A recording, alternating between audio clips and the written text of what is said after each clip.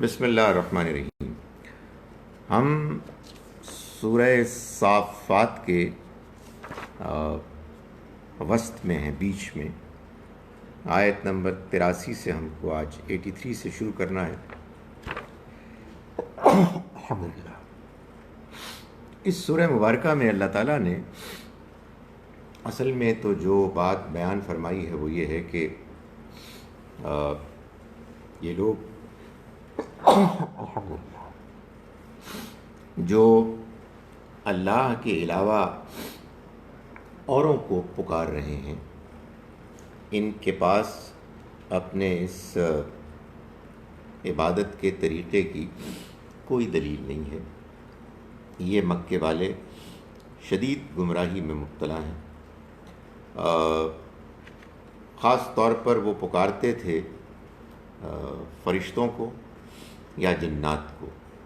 اس سورہ مبارکہ میں اللہ تعالیٰ نے فرشتوں کا حوالہ ابتدا میں دے کر اور یہ بتایا کہ وہ تو خود اللہ کے بندے اور اس کی عبادت کے لیے بے تاب مستعد رہتے ہیں۔ اس کے بعد اللہ نے ان لوگوں کا انجام بیان کیا کہ جو لوگ اس دنیا میں اسی طرح سے غلط رویہ اختیار کرتے ہوئے غیر اللہ کی عبادت کرتے ہوئے جائیں گے تو وہ اللہ کے ہاں پکڑے جائیں گے، اور اس کے برعکس جو صحیح رویہ اختیار کریں گے وہ کامیاب ہوں گے۔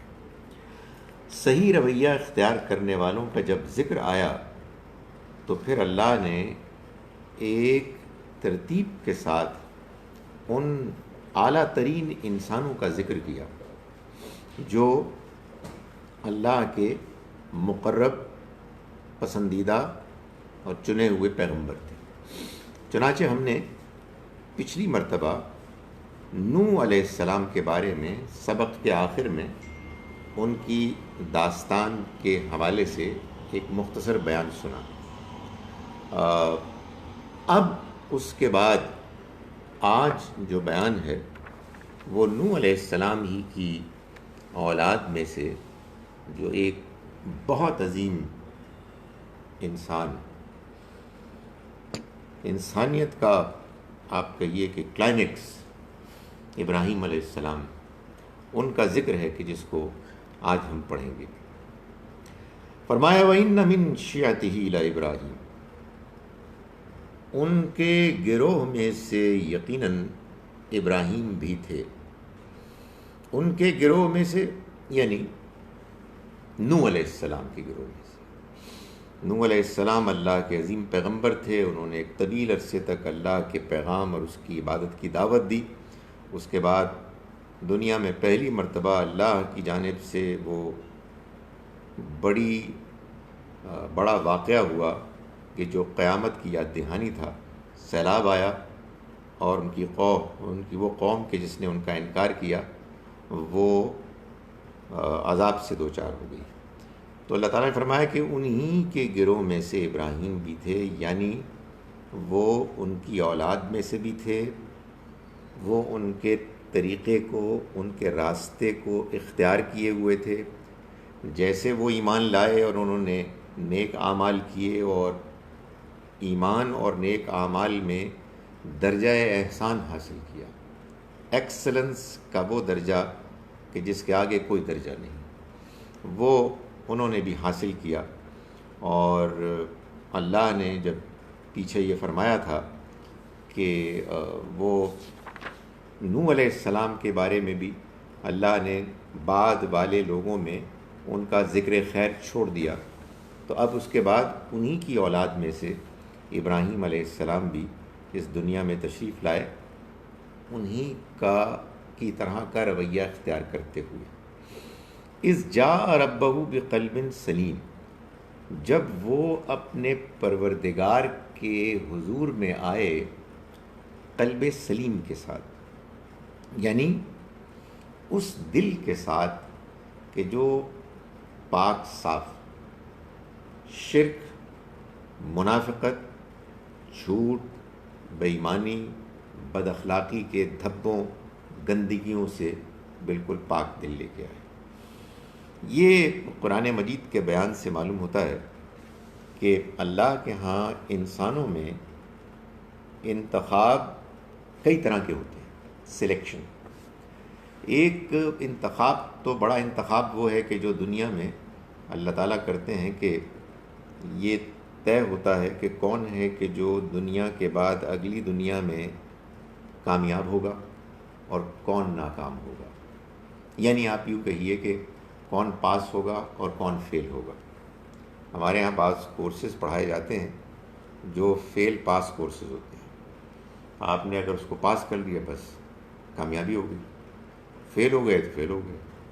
لیکن اکثر کورسز دنیا میں بھی ایسے ہی ہوتے ہیں، اور دنیا کی زندگی کا یہ کورس کہ جس سے ہم سبھی گزر رہے ہیں، ہم مانیں یا نہ مانیں، اس میں بھی معاملہ صرف فیل پاس کا نہیں ہے، بلکہ فیلیور میں بھی بڑے درجے ہیں، اور جو پاس ہوتے ہیں اس میں بھی بڑے درجے ہیں۔ تو اللہ تعالیٰ نے معلوم ہوتا ہے کہ یہ طے کیا ہوا ہے کہ دنیا میں انسانوں کو جب وہ درجات دے گا تو ان درجات کی بنیاد ان کی پرفارمنس ہوگی۔ اور وہ پرفارمنس کیا ہے؟ انسان کے اندر پیدائشی طور پر اللہ نے نیکی اور بدی، اچھائی اور برائی کا جو احساس رکھا ہے، کون شخص ہے کہ جو اس کی قدر کرتا ہے؟ تو فرمایا کہ ابراہیم علیہ السلام کا ذکر کرتے ہوئے کہ یہ وہ موقع ہے کہ جب وہ اپنے رب کے حضور میں آئے ایک بالکل پاک صاف دل لے کر، قلب سلیم کے ساتھ۔ یعنی معلوم ہوتا ہے کہ انہوں نے اپنے رب کی طرف رجوع کیا، وہ اپنے رب کی عبادت میں مشغول ہو گئے، انہوں نے اپنے رب کو پا لیا، اور پانے کے بعد پھر اس کے ساتھ تعلق قائم کر لیا۔ یہ ایک واقعہ ہے، میں اس کا کوئی سروے کر کے کوئی بتا تو نہیں سکتا۔ آدمی زندگی میں بہت سے معاملات اس طرح سے سمجھتا ہے کہ وہ یہ دیکھتا ہے کہ اللہ تعالیٰ اپنی کتاب میں کچھ باتیں کر رہے ہیں، کچھ میری اور آپ کی گفتگو میں کچھ آپ سے کچھ میں سنتا ہوں، اور اس پر جو مزید ایک سٹیمپ آف کنفرمیشن مسلط ہو جاتی ہے، جو ثبت ہو جاتی ہے، وہ میرا ذاتی تجربہ ہے، جیسے آپ کا تجربہ ہے۔ تو یہ حقیقت ہے کہ بچپنے میں آپ کو عمر تو نہیں بتا سکتا، ٹین ایجر کی حیثیت سے آدمی کو یقیناً اللہ کا خیال آتا ہے، اس کی اس عظیم کائنات کو دیکھ کے آدمی اس کی طرف مائل ہوتا ہے، اس کو یہ محسوس ہوتا ہے کہ یہ دنیا آپ سے آپ نہیں بنی ہے، اس کے اندر اللہ نے جو فطرت میں اپنے لیے ایک تعلق کا پوٹینشیل امکان رکھا ہے وہ ظاہر ہونے لگتا ہے۔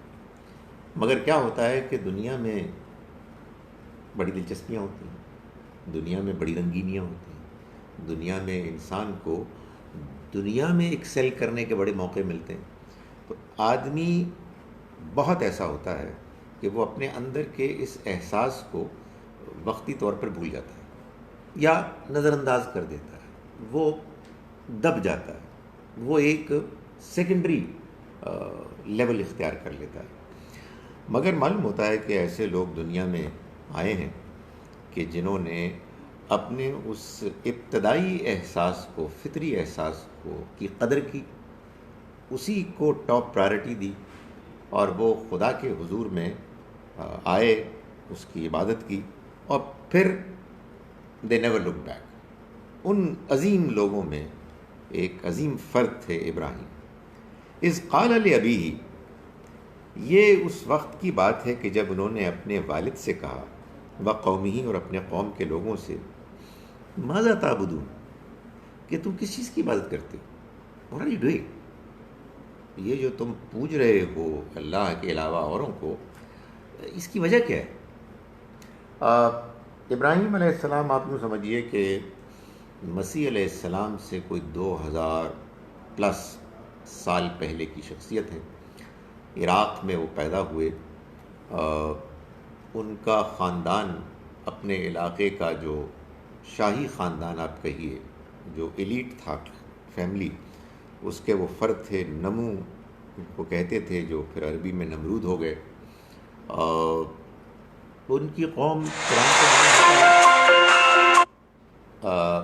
ان کی قوم ان جنرل اور ان کے والد خاص طور پر ان پرٹیکولر وہ بت پرستی میں مبتلا ہو گئے تھے، شرک میں مبتلا ہو گئے تھے. تو ابراہیم علیہ السلام نے جنہوں نے کہ قدر کی اپنے اندر کے اس احساس کی، انہوں نے اس موقع پر اپنے لوگوں کو دعوت دی، والد کو بھی دی اور اپنی قوم کو بھی، جیسا کہ ایک اچھے انسان کو کرنا چاہیے کہ یار واٹ آر یو ڈوئنگ، سمجھ میں نہیں آ رہی آپ کیا کر رہے ہیں. تو انہوں نے یہی کہا کہ ماذا تعبدون، تم کس کی عبادت کرتے ہو؟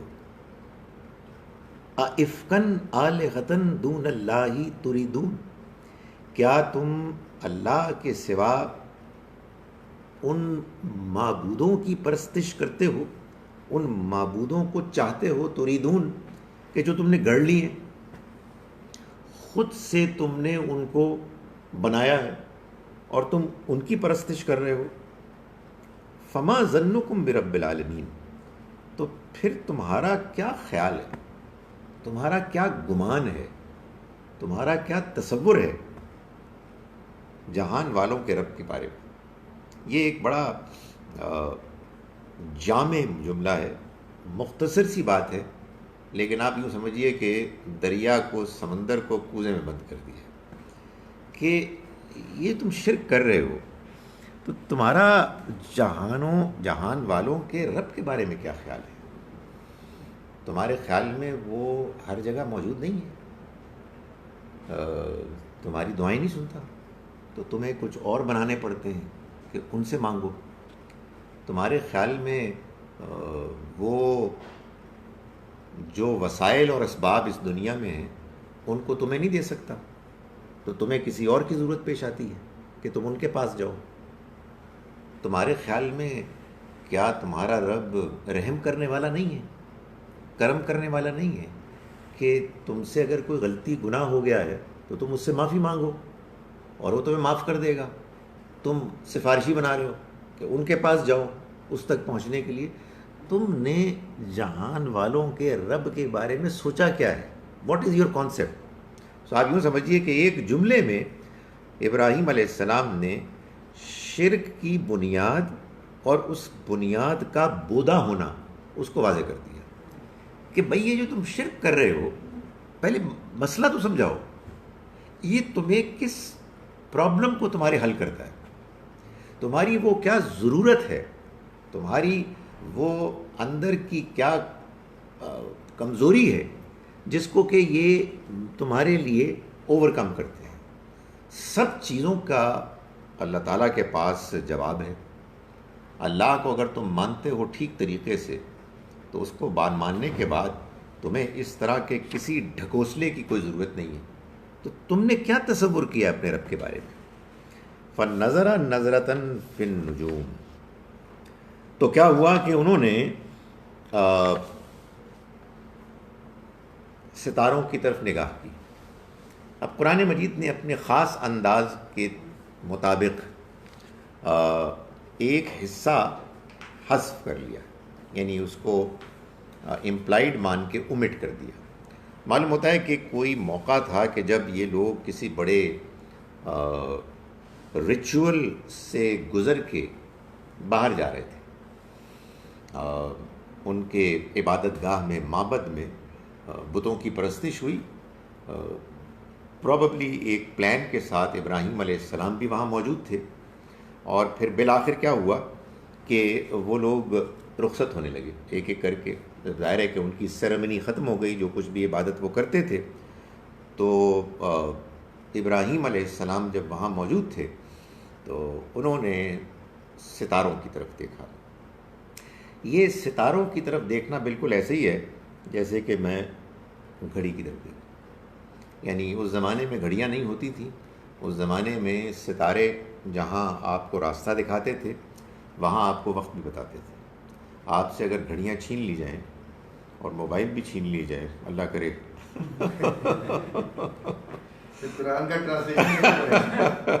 اس کے لیے آپ کچھ اور چیزیں پرنٹ کر لیں گے، تو اس کے بعد پھر آپ دیکھیں گے 2-4 دن میں آپ ستاروں کے ساتھ اسی طرح سے مانوس ہو جائیں گے، ریلیٹ کر لیں گے کہ جیسے اس زمانے میں ہوتا تھا.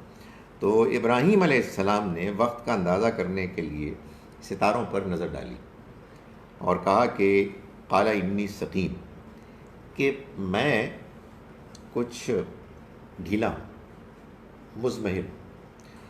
یہ ہمارے ہاں ایک بڑی انفارچونیٹ بات ہوئی کہ سقیم بیمار کو بھی کہتے ہیں، اور سقیم اس کو بھی کہتے ہیں کہ جس کو آپ کہتے ہیں نا مزمحل، درماندہ، موڈ نہیں ہے، سست ہو گیا ہوں میں اس ایکٹیویٹی کی وجہ سے، آئی ڈونٹ فیل لائک۔ انہوں نے یہ جملہ بولا۔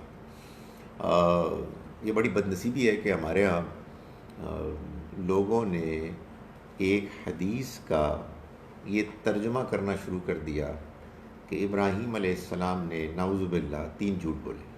3 جھوٹ بولے؟ ہاں، ان میں سے ایک اس کا حوالہ ہے، یہ ایک وہ ہے کہ جو سورہ انبیاء میں ہے، اور ایک اور ہے جو قرآن میں نہیں ہے، کہیں اور ہے۔ اصل میں حدیث میں جو بات بیان کی گئی ہے وہ بات تو غلط نہیں ہے، لیکن وہ کیا ہوا کہ جس کو آپ کہتے ہیں نا کذب، یہ عربی زبان میں جھوٹ کے لیے بھی آتا ہے، اور یہ عربی زبان میں اس کے لیے بھی آتا ہے کہ جس کو آپ کہتے ہیں توریہ۔ توریہ کا مطلب یہ ہے کہ آپ نے ایک جملہ بولا، وہ جملہ بالکل ٹھیک ہے، آپ نے ایک مقصد کے لیے بولا، لیکن اس کو سن کر دوسرا کسی اور مفہوم کی طرف اس کا ذہن چلا گیا، جس سے کہ وہ غلط فہمی میں مبتلا ہو گیا۔ آپ یہ نہیں کہہ سکتے کہ جو بات کی گئی وہ غلط بیانی تھی، لیکن بہرحال اس کا ایک نتیجہ آپ کا یہ فائدہ یہ ہوا کہ وہ جو ایک بالکل واضح اسٹیٹمنٹ سے نقصان ہو سکتا تھا، اس نقصان سے آپ بچ گئے۔ اس کی بہت ساری مثالیں میں آپ کو شاید بتا چکا کہ جب نبی اکرم صلی اللہ علیہ وسلم ہجرت کے لیے نکلے تو قریش کے سرداروں نے اعلان کر دیا کہ جو شخص آپ کو پکڑ کے لائے گا اس کو بہت مال ملے گا۔ تو ایک شخص سراقہ تھا، اس نے حضور سے کو نہیں کبھی دیکھا تھا، مگر اس کو لالچ ہوئی اور وہ اپنا اونٹ دوڑایا یا گھوڑا دوڑایا، تو حضرت ابوبکر اور نبی صلی اللہ علیہ وسلم کو اس نے جا کے بالآخر تلاش کر لیا۔ تو حضرت ابوبکر کو وہ جانتا تھا، تو انہوں نے پوچھا کہ یہ کون ہے؟ تو حضرت ابوبکر نے فرمایا کہ رجل یہدنی الی الطریق، یہ ایک صاحب ہیں جو مجھے راستہ دکھاتے ہیں۔ تو اب یہ بڑا خوبصورت جملہ ہے، ظاہر ہے پیغمبر تو راستہ ہی دکھاتے ہیں، مگر وہ سراقہ یہ سمجھا کہ یہ کوئی گائیڈ ہے جو ان کو راستہ دکھا رہے ہیں۔ تو انہوں نے کہا اچھا یار میں پھر جا رہا ہوں، میں کہیں اور جا رہا ہوں۔ تو اس طرح کی اور بہت ساری مثالیں، یہ بھی ایک بہترین مثال ہے کہ انہوں نے کہا کہ میں نو موڈ، میں ذرا ڈھیلا پڑ گیا ہوں تو میں یہیں رہوں گا۔ فتولوا عنہ مدبرین، تو وہ اس کی طرف جو فتولوا عنہ، تو وہ مڑ کے ان کی طرف سے چلے گئے، پلٹ کر چلے گئے۔ یعنی ابراہیم علیہ السلام کا جملہ سنا، انہوں نے کہا اوکے، مطلب میں بھی عبادت گاہ اصل آبادی سے جہاں ان کی رہائش تھی اس سے دور ہوگی، تو وہ چلے گئے۔ تو ابراہیم علیہ السلام اسٹیٹ بیک۔ اس کے بعد کیا ہوا؟ فراغ الی آلہتہم، تو وہ ان کے معبودوں کی طرف مائل ہوئے۔ یعنی ابراہیم علیہ السلام نے جب سب لوگ چلے گئے تو وہ ان کے بتوں کی طرف گئے۔ فقال الا تاکلون، انہوں نے کہا کہ کیا تم کھاتے نہیں؟ ظاہر ایک بڑی سیریمنی ہوئی ہوگی، تو حلوے، مانڈے، پتہ نہیں کیا کیا، پلاؤ، ان کا تصور تھا کہ یہ جو خوشبوئیں ہوتی ہیں نا یہ ان کو پسند ہوتی ہیں، اور اس سے پھر وہ آپ سے خوش ہوتے ہیں، اور اس کا پھر فائدہ یہ ہوتا ہے کہ وہ آپ کی دعائیں سنتے ہیں وغیرہ وغیرہ۔ اور جس کو کہتے ہیں نا وچ دی گل، یہ ہے کہ وہ جو اس عبادت گاہ کے پروہت ہوتے ہیں، کھانے ان کو پسند ہوتے ہیں۔ تو ادھر لوگ گئے، ادھر انہوں نے اپنی کسٹوڈین انہوں نے پچھلا جو کمرہ ہے اس میں کھانا لے گئے اور مزے کرنے لگے۔ تو ابراہیم علیہ السلام جب ان کے پاس گئے تو انہوں نے کہا کہ فقال الا تاکلون، تم کھاتے کیوں نہیں ہو؟ ظاہر ہے کہ ابراہیم علیہ السلام کو یہ بات معلوم تھی کہ وہ بولتے نہیں ہیں، مگر ان کا یہ اعتماد تھا، ان کے اندر یہ جذبہ تھا۔ ہوتا ہے نا بعض اوقات کے آدمی کہتے ہیں یار what absurdity, what is this nonsense, یہ کیا ہو رہا ہے، اس جذبے میں انہوں نے کہا تم کھاتے کیوں نہیں ہو؟ ما لکم لا تنطقون، کیا وجہ ہے کہ تم بات نہیں کرتے، بولتے نہیں، واٹ از دا میٹر؟ سو گویا کہ انہوں نے اپنے اندر کے اس جذبے کا اظہار کیا ان کے سامنے. فراغ علیہم ضربا بالیمین، اس کے بعد انہوں نے ان کے اوپر ایک زور کا وار کیا. یمین دائیں ہاتھ کو کہتے ہیں، لیکن یہ دائیں ہاتھ چونکہ زور والا ہوتا ہے اس لیے یہ عربی میں پھر زور کے لیے بھی آ جاتا ہے، کہ وہ ان کے اوپر گویا کہ پھوٹ پڑے، پل پڑے، پورے زور کے ساتھ زور کا ہاتھ مارا. فاقبلوا الیہ یزفون، تو وہ بھاگے ہوئے اس کی طرف آئے. ہو سکتا ہے کہ سیکیورٹی گارڈز نے یا کوئی قریب آدمی ہوگا، اس نے بتایا کہ یار تو غضب ہو گیا، ہائے ہائے غضب ہو گیا، ہمارے تو معبود ٹوٹ گئے، ان کا صفایا ہو گیا. تو وہ ان کے پاس آئے. قال اتعبدون ما تنحتون، جب وہ ان کے پاس آئے دوڑتے ہوئے تو ابراہیم علیہ السلام نے فرمایا کہ کیا تم لوگ عبادت کرتے ہو اپنی گھڑی ہوئی چیزوں کی؟ مطلب یہ تم ان کی عبادت کرتے ہو. معلوم یہ ہوتا ہے کہ ابراہیم علیہ السلام نے یہ جو کام کیا، اور یہ یہاں قرآن مجید نے اس کو اگین حذف کر دیا. اور کیوں کیا؟ اس لیے کہ اس کا تفصیلی بیان ایک اور سورہ انبیاء میں ہے. سورہ انبیاء سورہ نمبر 70 میں موقع پا کر ان کے بتوں کو توڑ دیا، پاش پاش کر دیا، اور جو بڑا بت تھا اس کے کندھے پر وہ کلہاڑا یا جس سے انہوں نے کو توڑا تھا اس کو رکھ دیا. تو جب آئے لوگ شور مچاتے ہوئے، انہوں نے کہا کہ یہ کون ہے جنہوں نے یہ حرکت کی ہے؟ تو کہنے والوں نے کہا کہ ان کے بارے میں باتیں کرتے تھے ایک نوجوان یقال له ابراہیم، جن کو ابراہیم کہتے ہیں. تو ابراہیم علیہ السلام سے جب پوچھا گیا تو انہوں نے کہا جی کہ انہوں نے توڑا ہوگا، یہ جو بڑا ہے کلاڑا بھی اس کے کندھے پر ہے، تو اس سے پوچھو. ظاہر ہے کہ آبویسلی اس جملے میں بھی جھوٹ کا کوئی سوال ہی نہیں ہے. یہ تو انتہائی خوبصورت انداز ہے لوگوں کو ان کے رویے، ان کے مذہبی انداز کے بودے پن کو ان پر واضح کرنے کے لیے. تو ہاں دوسرا ہی تو انہوں نے کہا کہ انہوں نے اس نے کیا ہوگا تو ان سے پوچھو. تو وہ ظاہر ہے کہ قرآن سے معلوم ہوتا ہے کہ پہلے تو وہ شرمندہ ہوئے، جیسا کہ سبھی کے ساتھ ہوتا ہے، اور اس کے بعد پھر ان کی انا غالب آ گئی. یہ بڑی عجیب بات ہے، ظاہر ہے یہ سورہ انبیاء میں بیان ہوئی ہے کہ پہلے آپ کو یہ احساس ہو جاتا ہے کہ یار گل ٹھیک کہتا ہے، یہ بات ٹھیک ہے. اس کے بعد آدمی اپنے اندر کی انانیت، ضد، تعصب کی وجہ سے اس کو دبا دیتا ہے. تو پھر انہوں نے ان کو آگ میں پھینکنے کا اہتمام کیا. تو یہاں اس بات کی تفصیل کو حذف کر لیا اور فرمایا کہ انہوں نے کہا کہ کیا تم عبادت کرتے ہو ان کی کہ جن کو تم نے خود گڑھا ہوا ہے؟ واللہ خلقکم وما تعملون، اللہ ہی ہے کہ جس نے تم کو بھی پیدا کیا اور انہیں بھی جنہیں تم بناتے ہو. تمہارا بنانے والا بھی اللہ ہے. ان بتوں کو، جن پتھروں، جس گارے، جن لکڑی سے تم نے بنایا ہے وہ بھی اللہ کی دی ہوئی ہیں. اور ان بتوں، مورتیوں کے پیچھے تمہارے تصور میں جو فرشتے اور جو جنات ہیں جن کے بارے میں تمہارا یہ خیال ہے کہ تم ان بتوں کے ذریعے سے ان کا تقرب حاصل کرتے ہو، وہ بھی اللہ نے پیدا کیے. تو what is this nonsense? یہ تم کیا کر رہے ہو؟ کہ تم کس بنیاد پر ان کی پرستش کر رہے ہو؟ تم نے کیا سوچا ہے؟ تمہارا کیا نقطہ نظر ہے؟ اس کے کیا بیسز ہیں؟ اس کے کیا دلائل ہیں؟ تو معلوم ہوتا ہے بھرپور انہوں نے ان کے سامنے تقریر کی تاکہ ان میں سے جو اچھے لوگ ہیں ان کے سامنے حقیقت واضح ہو. فرمایا قالوا بنوا له بنیانا، تو انہوں نے کہا کہ ان کے لیے ایک عمارت کھڑی کرو، فالقوه فی الجحیم، اور اس کو دہکتی ہوئی آگ میں پھینک دو. یعنی اصل میں جو ان خانوں کے ساتھ پرابلم ہے، دیکھیں بات یہ ہے، میرے اور آپ کے درمیان اختلاف ہو سکتا ہے، آپ اپنا نقطۂ نظر تمیز سے بیان کریں، میں اپنا نقطۂ نظر تمیز سے بیان کرتا ہوں، مسئلہ کیا ہے؟ لیکن لوگوں کو عام طور پر تمیز آتی نہیں ہے، تو وہ بدتمیزی کرتے ہیں، اور یہ بدتمیزی جو ہوتی ہے یہ اصل میں اندر کی ایک چھپی ہوئی کمزوری کو دبانے کی کوشش ہوتی ہے۔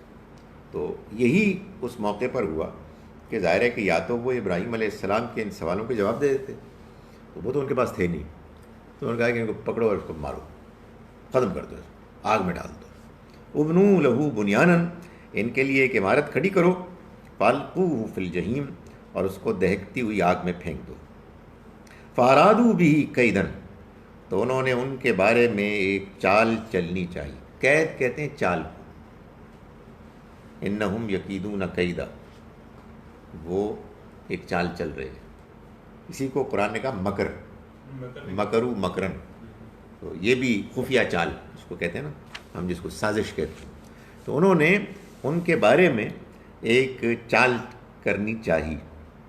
وہ چال کیا تھی؟ یعنی ایک تو طریقہ یہ تھا کہ ان کو پکڑ کے پھینک دیتے، لیکن وہ کر نہیں سکتے تھے۔ وجہ یہ ہے کہ جیسا کہ میں نے شروع میں گزارش کی کہ ابراہیم علیہ السلام کا تعلق اس علاقے کے سب سے اونچے خاندان کے جو حکمرانی پر معمور تھا اس سے تعلق تھا، نمرود، ہاں ہاں، نمو جو ان کا خاندان ہے اسی کا وہ حصہ تھے، اور ان کے والد صاحب کو بھی ایک بڑی حیثیت حاصل تھی۔ تو جتنی بھی مخالفت ہو، یہ جو ٹرائبل سسٹم ہوتا ہے نا، اس میں ایک چیز یہ ہوتی ہے کہ آپ کے کچھ بھی خیالات ہوں، آپ کی جو بھی حرکتیں ہوں، آپ کی ٹرائب آپ کو سپورٹ کرتی ہے۔ آپ کو یہ بات معلوم ہے کہ یہ جو قتل ہوتا ہے بندہ ایکسیڈنٹل یا اگر انٹینشنل بھی ہے تو اس کو معاف کر دیا جائے، تو اس میں جو دیت ہوتی ہے وہ زمانے کی عاقلہ، یعنی وہ جو پورا ان کا سپورٹ سسٹم ہے وہ سب اس کو پے کرتے تھے، سب مل کر کنٹریبیوٹ کرتے تھے کہ ہمارے بندے نے کیا تو یار ہماری رسپانسبلٹی ہے، تو وہ ایسا نہیں کر سکتے تھے۔ تو انہوں نے پھر چال چلی، اور وہ چال ظاہر یہی ہوگی کہ چھپ چھپا کے انہوں نے مل کر یہ طے کیا کہ کسی طرح سے خاندان کے غصے کی زد میں نہ آئے، بالکل وہی معاملہ کہ جو نبی اکرم صلی اللہ علیہ وسلم کے معاملے میں قریش کے لوگوں نے کیا۔ ظاہر ہے کہ وہ ان کے اوپر حملہ نہیں کر سکتے تھے کھلے عام، تو انہوں نے کیا کیا کہ انہوں نے سوچا کہ ہم سب جو قبیلے کے سردار ہیں ایک ایک نمائندہ مل کر آئے اور وہ آپ کے اوپر حملہ آور ہو تاکہ کسی ایک پر بلیم نہ آئے۔ تو یہاں بھی معلوم ہوتا ہے کہ یہ سازش کی انہوں نے، فجعلناہم الاسفلین، تو ہم نے انہی کو نیچا کر دیا۔ قرآن کے اس دوسرے مقام سے معلوم ہوتا ہے کہ وَقُلْنَا يَا نَارُ كُونِي بَرْدًا، ہم نے کہا اے آگ تو ٹھنڈی ہو جا، سلام علی ابراہیم، اور ابراہیم پر سلامتی بن جا۔ سو جب یہ ہو گیا، وَقَالَ إِنِّي ذَاهِبٌ إِلَىٰ رَبِّي سَيَهْدِينِ، تو ابراہیم نے کہا کہ میں اپنے رب کی طرف جاتا ہوں، سیہدین، حضور میری رہنمائی فرمائے گا۔ یہ وہی بات ہے کہ جو قرآن نے بار بار بیان کی اپنے رسولوں کے بارے میں، کہ جب وہ اپنی قوم کے سامنے اللہ کا پیغام پیش کرنے کے بعد اس مقام تک پہنچ جاتے کہ جب قوم انکار پر تل جاتی، اڑ جاتی، ضد میں آ جاتی، مخالف ہو جاتی اور ان کو نقصان پہنچانے کے درپے ہو جاتی، جیسے میں بھی اشارہ کیا کہ نبی صلی اللہ علیہ وسلم کے اوپر حملہ آور ہونے کے لیے تیار ہو گئے، تو پھر اللہ کی طرف سے ہجرت کا حکم آتا۔ تو یہی ہجرت ہے کہ جس کی طرف یہ آیہ مبارکہ اشارہ کر رہی ہے کہ انہوں نے کہا کہ انی ذاہب الی ربی، کیا خوبصورت یہ ایکسپریشن ہے ہجرت کے لیے، میں اپنے رب کے لیے جا رہا ہوں، میں نکلنے والا ہوں اپنے رب کے لیے، سیہدین، وہ میری رہنمائی فرمائے گا۔ یعنی یہ میں جب اب نکل رہا ہوں تو اس میں جو مشکلات آئیں گی، جو اس میں چیلنجز آئیں گے، میرا رب اس میں میری مدد کرے گا۔ رب حبلی من الصالحین، انہوں نے دعا کی کہ پروردگار تو مجھے صالح اولاد عطا فرما۔ یہ دعا خاص طور پر اس لیے بھی کی کہ بوڑھے ہو رہے تھے اور اب خاندان والوں سے بالکل کٹ گئے تھے، تو اکثر لوگ تو پیچھے رہ گئے، عذاب سے دوچار ہو گئے، تو بالکل تنہا انہوں نے یہ محسوس کیا کہ ان کو اب اولاد کی ضرورت ہے کہ جو ان کے ساتھ دے، ان کا ساتھ دے۔ فبشرناہ بغلام حلیم، تو ہم نے ان کو خوشخبری دی ایک حلیم اولاد کی، بردبار، جن کے اندر ٹھہراؤ، صبر ہے، جو نرمی اور لوگوں کے ساتھ معاملات کرنے میں سمجھداری سے کام لینے والے ہیں، جنہیں بہت جلدی غصہ نہیں آتا، وغیرہ وغیرہ۔ یہ کون ہے؟ یہ اسماعیل علیہ السلام ہے۔ وجہ کیا ہے؟ قرآن مجید سے اگر آپ دیکھیں تو اس کی وجہ تو یہ ہے کہ ابھی آگے کی آیات میں آپ دیکھیں گے کہ اللہ تعالیٰ خوشخبری دے گا ابراہیم علیہ السلام کو ایک اور بیٹے کی، اور ان کا نام اسحاق ہے۔ تو آبویسلی یہ اسحاق تو نہیں ہو سکتے۔ یہ بات بھی معلوم ہوتی ہے کہ اسحاق علیہ السلام کے لیے قرآن مجید نے جو صفت، خوبی، ایٹریبیوٹ بیان کیا وہ غلام علیم ہے، نالجبل، اور یہ غلام حلیم ہے، بردبار، سمجھدار، متین۔ بائبل بھی اسی کی طرف اشارہ کرتی ہے، اگرچہ کہ بائبل والوں نے گڑبڑ کر دی، یعنی ایسی گڑبڑ کی کہ جس کے نتیجے میں اگر آپ بائبل کو سمجھ کے پڑھیں تو آپ کو معلوم ہو جائے گا کہ یہاں ان کے ہاں تصرف ہوا ہے، یعنی تحریف ہو گئی ہے، کیونکہ بائبل خود بتاتی ہے کہ اسماعیل علیہ السلام اسحاق علیہ السلام کے بڑے بھائی تھے، کوئی 13-14 سال بڑے تھے۔ اسماعیل بڑے، بائبل سے معلوم ہوتا ہے، بائبل میں حضرت اسماعیل کا ذکر ہے۔ ہاں ایبسلیوٹلی ذکر ہے، تو ظاہر ہے میں اسماعیل آپ کو یاد نہیں یار، کمال ہے ویسے وہ جو ڈائلاگ بل کلنٹن نے بولا تھا جب ربین اور یاسر عرفات ملے تھے کیمپ ڈیوڈ میں، یار ان کے جو رائٹرز ہوتے ہیں بڑے خوبصورت لکھتے ہیں، اس نے کہا تھا let children of Ismail and children of Isaac meet. Wow, ظاہر ہے کوئی بندہ تھا جو جانتا تھا، let them shake hands. So بڑی ایموشنل چیز تھی وہ۔ سو یہ بائبل میں بھی ایسا ہی ہے، لیکن بائبل میں جو گڑبڑ کی انہوں نے، جو آج تک وہ بیچارے اس کو ہینڈل کرنے میں ان کو مشکل پیش آتی ہے، وہ یہ ہے کہ چونکہ ایک بڑا شرف تھا اس بچے کا کہ جو قربانی کے لیے پیش کیا گیا، تو انہوں نے قربان ہونے والا بچہ اسحاق بنا دیا۔ بائبل ہی بتا رہی ہے کہ اللہ تعالیٰ نے ابراہیم علیہ السلام کو یہ کہا کہ تم اپنے اکلوتے بیٹے کو ذبح کرو۔ سوال یہ پیدا ہوتا ہے کہ اسحاق علیہ السلام تو کسی صورت بھی اکلوتے نہیں ہو سکتے، کسی زمانے میں بھی نہیں ہو سکتے تھے، تو پھر وہ انہوں نے فضول قسم کی باتیں جو ہے نا وہ جب کرنی ہوتی ہیں۔ تو بہرحال میں کہہ یہ رہا ہوں کہ یہ جو بیٹے ہیں یہ اصل میں اسماعیل علیہ السلام، کی طرف جب فرشتے آئے تھے کافی انہوں نے ایک اشارت دی تھی نا، وہی ہاں وہ دی تھی، وہ حضرت اسحاق کی تھی، اس لیے کہ اس وقت حضرت سارہ تھی ان کے ساتھ،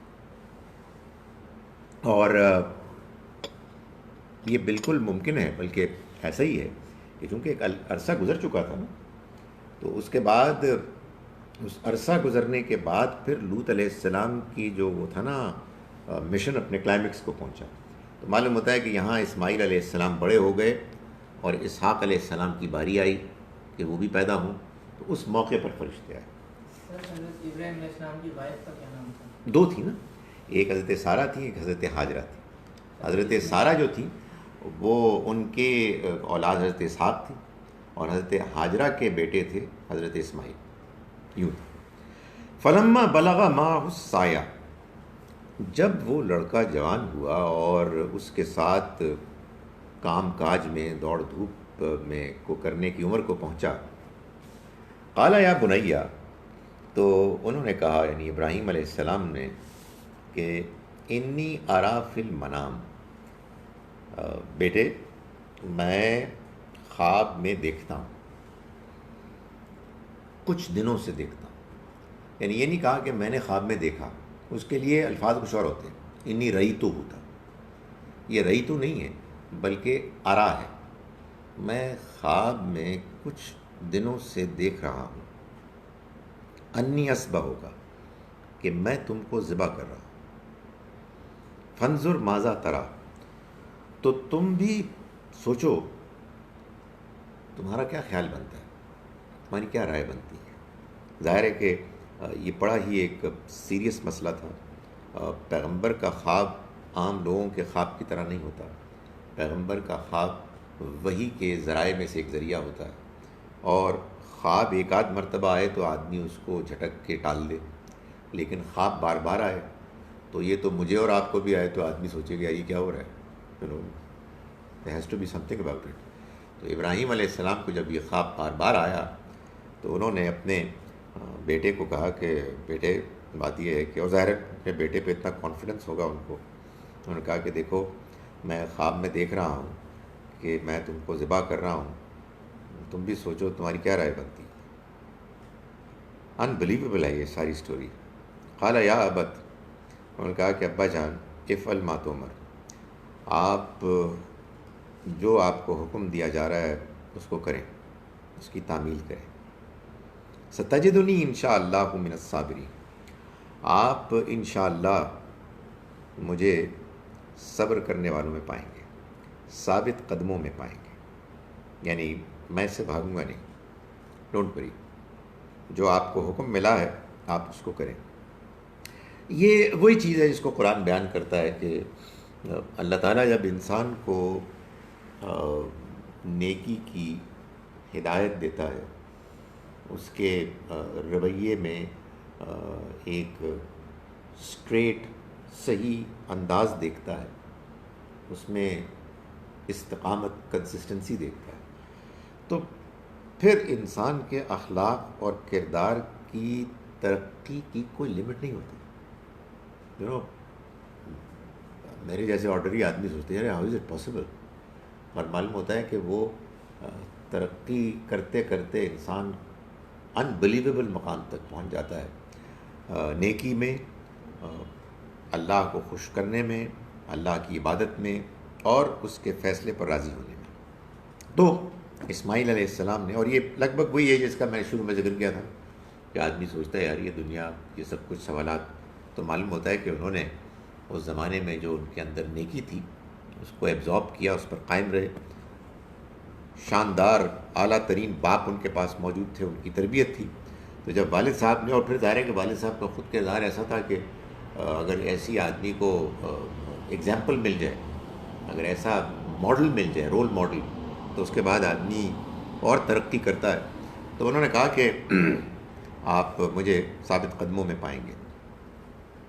فلما اسلم وتلہ للجبین، پھر جب دونوں نے اسلما، یہ اسلام سے، دونوں نے سر تسلیم خم کر دیا، وتلہ للجبین، اور انہوں نے اس کی پیشانی، اس کو پیشانی کے بل لٹا دیا، یعنی ابراہیم نے، باپ نے بیٹے کو پیشانی کے بل لٹا دیا۔ ظاہر ہے جیسے ہم بھی جانور قربان کرتے ہیں تو اصل میں یہی اللہ کے حضور میں اس طرح سے سجدہ ریز ہوتے ہوئے، یعنی ایک تو قبلہ رخ ہوتا ہے اور یہ گرنا بچھنا، یہ ایک انداز ہے کہ جو اختیار کرنا ہی بہترین اس عمل کو کرنے کا طریقہ ہے۔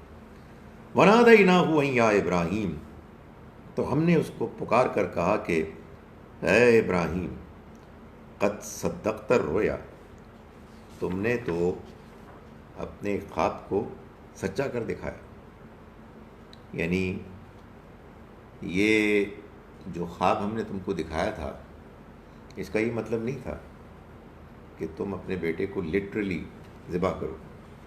خواب جو ہوتا ہے نا، یہ ہوتا ہے سمبولک۔ خواب شاید ہی کبھی لٹرل ہوتا ہے، جیسے جنت جہنم کے بارے میں بتایا نا کہ اس میں بھی اللہ تعالیٰ میٹافر کو استعمال کرتے ہیں، تو خواب میں آپ کو کوئی چیز دکھائی جاتی ہے اور اس سے مقصود ایک پیغام ہوتا ہے۔ ظاہر ہے کہ جب کوئی خواب آپ دیکھیں گے تو پھر اس کو انٹرپریٹ کریں گے۔ جب آپ 11 ستارے اور چاند اور سورج کو سجدہ ریز ہوتے ہوئے دیکھیں گے تو کوئی انٹرپریٹیشن ہوگی نا۔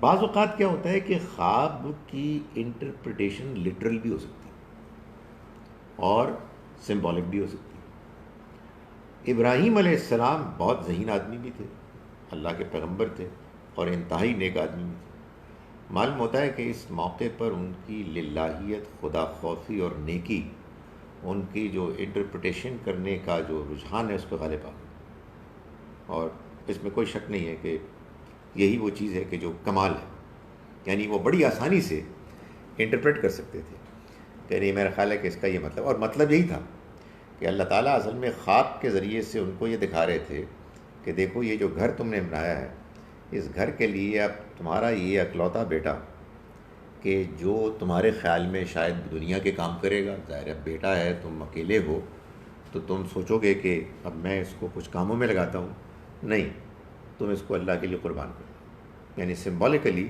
اس کو اللہ کے گھر کے لیے تم وقف کر دو. That was the message. یہ میسج ان کو ملا، ان اپنے بیٹے کو قربان کرتے ہوئے دیکھ کر، بار بار دیکھ رہے تھے.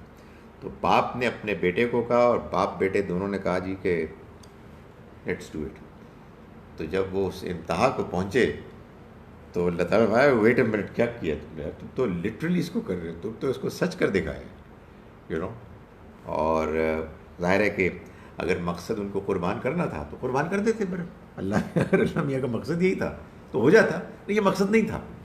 تو خدا فرمائے تو تم نے یو نو، خدا تعالیٰ بھی جیسے کہ حیرت سے کہہ رہا ہے کہ وَنَادَيْنَاهُ یا ابراہیم، ہم نے آواز لگائی، ندا دی، اے ابراہیم قد صدقت الرؤیا، تم نے خواب کو سچا کر دکھایا، تم نے اس کو لٹرل کر دیا. ظاہر ہے کہ اس میں وہ جو ایک آیا نا فلما، جب انہوں نے یہ کیا، تو اس میں ایک جواب شرط جو محذوف ہے، ظاہر ہے اس کو آپ اپنے طور پر بھی کھول سکتے ہیں. یعنی مطلب یہ ہے کہ تم اندازہ کر سکتے ہو کہ اس موقع پر اللہ تعالیٰ کی رحمت بھی کس قدر جوش میں ہوگی جب انہوں نے اپنے بندے کو اور ان کے بیٹے کو دونوں کو اس عمل کی ہائٹ کلائمیکس پر پہنچتے ہوئے دیکھا. فرمایا کہ انا کذالک نجزی المحسنین، اسی طرح سے ہم محسنوں کو اجر دیتے ہیں. میں نے یہ بات بتا دی آپ کو اس سے پہلے بھی کہ اصل میں یہ انتہا نیکی کی ہوتی اس طرح سے ہے کہ آپ اپنا رویہ ٹھیک کرتے ہیں اور کرتے چلے جاتے ہیں، تو آپ ایک سٹیج، ایک لیول سے دوسرے اور دوسرے سے تیسرے میں چلتے ہیں. دنیا میں بھی ایسا ہوتا ہے یو نو. آپ ایسے سمجھیں کہ ہر جگہ اسپورٹس میں بھی ہوتا ہے، آپ تھرڈ گریڈ سے سیکنڈ گریڈ اور سیکنڈ سے فرسٹ اور فرسٹ سے پھر پریمیئر اور پریمیئر سے ٹیسٹ، پتہ نہیں کہاں پہنچتے یو نو، نکلتے چلے جاتے ہیں. تو تعلیم میں بھی ایسا ہوتا ہے بعض اوقات کہ آپ لوگوں کو مختلف لیول سے گزارتے ہیں.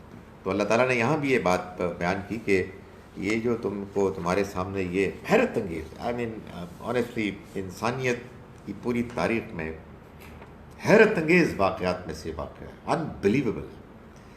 تو اللہ تعالیٰ نے اس کا جواب یہ دیا کہ دیکھو انا کذالک نجزی المحسنین، ہم محسنوں کو اسی طرح سے بدلا دیتے ہیں. یعنی ہم ان کو ان کے رویے پر اس دنیا میں جو بہتر سے بہتر مقام حاصل کرنے کی توفیق دیتے ہیں، اور پھر اس کے بعد ان کے لیے دنیا میں بھی اور آخرت میں بھی نیک نامی ہے کہ جس کو کہ ہم طے کر دیتے ہیں. ان ھذا لہو البلاء المبین، اور یقیناً یہ ایک کھلی آزمائش تھی. کیا بات ہے یار، اللہ میاں نے یہ اس کو ایڈمٹ کیا کہ it was no ordinary trial, ایک بڑی غیر معمولی آزمائش تھی. اور ظاہر ہے اس جملے کا مطلب یہی ہے کہ ابراہیم اس میں کامیاب ہو. فدیناہ بذبح عظیم، اور ہم نے ایک عظیم قربانی کے بدلے میں اس کو چھڑا دیا، یعنی اسماعیل علیہ السلام کو چھڑا دیا. ہم جانتے ہیں واقعہ یہ ہے کہ جب چھری پھیر رہے تھے تو اللہ نے ان کی جگہ پر